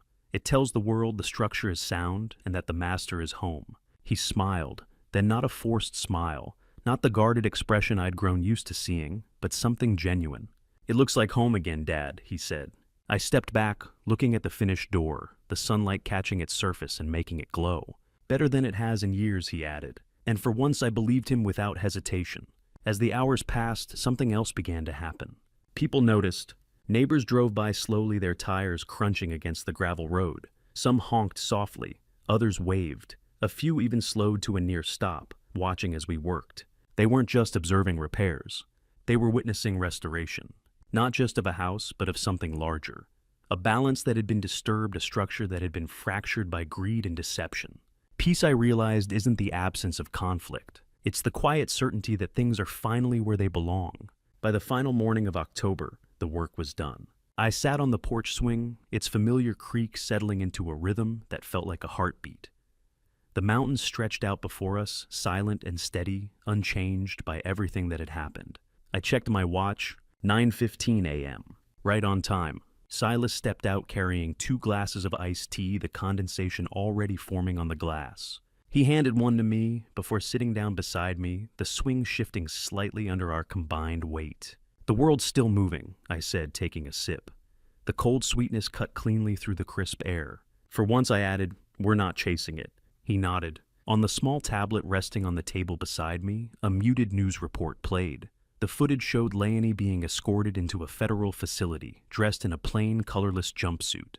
She looked smaller, not just physically, but diminished, stripped of the power she once wielded so effortlessly. There was no manic edge to her anymore, no sharp, calculated confidence. Just absence, like a faulty rivet removed from a structure that could finally hold again. I felt no anger watching it, no satisfaction either, just finality. The kind that comes when the inspection is complete, the repairs are tested, and everything holds. Silas leaned back slightly, his gaze drifting toward the north ridge. "All's well that ends well," he murmured. I followed his line of sight. 85 acres of timber stretched out before us, standing tall beneath the autumn sky. To someone like Leonie, it had been nothing more than potential profit, a development opportunity, a resort waiting to be built. But to me, it was legacy. Before the morning passed, I reached for the envelope I had placed beside me earlier and handed it to him. "I made one final adjustment," I said. He opened it, scanning the contents. "I've transferred the land into a permanent environmental conservancy," I explained. "It's locked in. No development, no subdivision, no future deals." I paused. "It's a weld that can't be broken." He looked up at me, understanding settling in. "It belongs to the earth now," I said. "Protected." Silas folded the paper carefully. "It's the right call," he said. "Some things shouldn't be moved." We sat there for a long time after that, watching the sun climb higher, the light catching the red door behind us until it glowed like a beacon. I thought about everything that had led us here, the investigations, the betrayal, the long walk toward justice. Everything breaks eventually, That's just the nature of structures. But what matters is what still stands afterward. And as I sat there feeling the steady rhythm of the swing beneath me, I realized something. We hadn't collapsed. We had bent. We had cracked. We had been pushed further than we should have been. But we held. We adapted. We reinforced. We endured. I closed my eyes, the weight of the old brass mailbox keys resting in my pocket. For the first time in my life, I didn't feel the need to inspect anything. I didn't need to check the joints test, the load question, the stability. I already knew. The structure was sound. The air carried the faint scent of wood smoke, now a quiet promise of winter on the horizon. But beneath it all, there was warmth. The kind that doesn't come from fire, but from knowing that what was broken has been made honest again. I leaned back, letting the swing carry me gently, the world settling into place around me. For the first time in a long time, I was at rest. I used to believe that strength meant control, that if I checked every beam, every bolt, nothing in my life could collapse. But I was wrong. I missed the fracture inside my own home. I trusted without verifying, loved without questioning, and nearly lost everything because of it. This isn't just a family revenge story, it's a warning written in scars. And like many grandpa's stories, it proves that age doesn't protect you from betrayal. Sometimes it only makes you a quieter target. If you take anything from my story, let it be this: never surrender your awareness, no matter how much you love someone. Trust should be strong, but never blind. Evil doesn't always arrive with noise. It often comes dressed as family, speaking softly while dismantling your life piece by piece.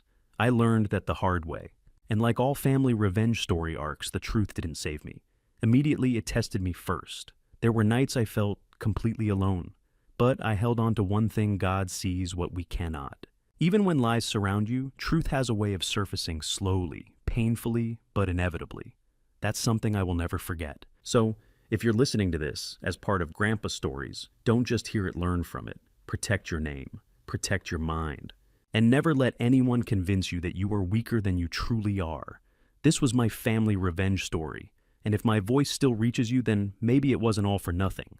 Thank you for staying with me until the very end of this journey. Where are you watching from today? And what would you do if you were in Alaric's position? Would you fight back or walk away? I'd truly like to hear your thoughts. If this story resonated with you, consider subscribing so you don't miss what comes next. And just a small note, while inspired by real human struggles and social themes, certain elements have been dramatized for storytelling. If this kind of content isn't for you, feel free to explore other videos that better match your interests. And remember, some of the strongest grandpa stories aren't about age, they're about survival.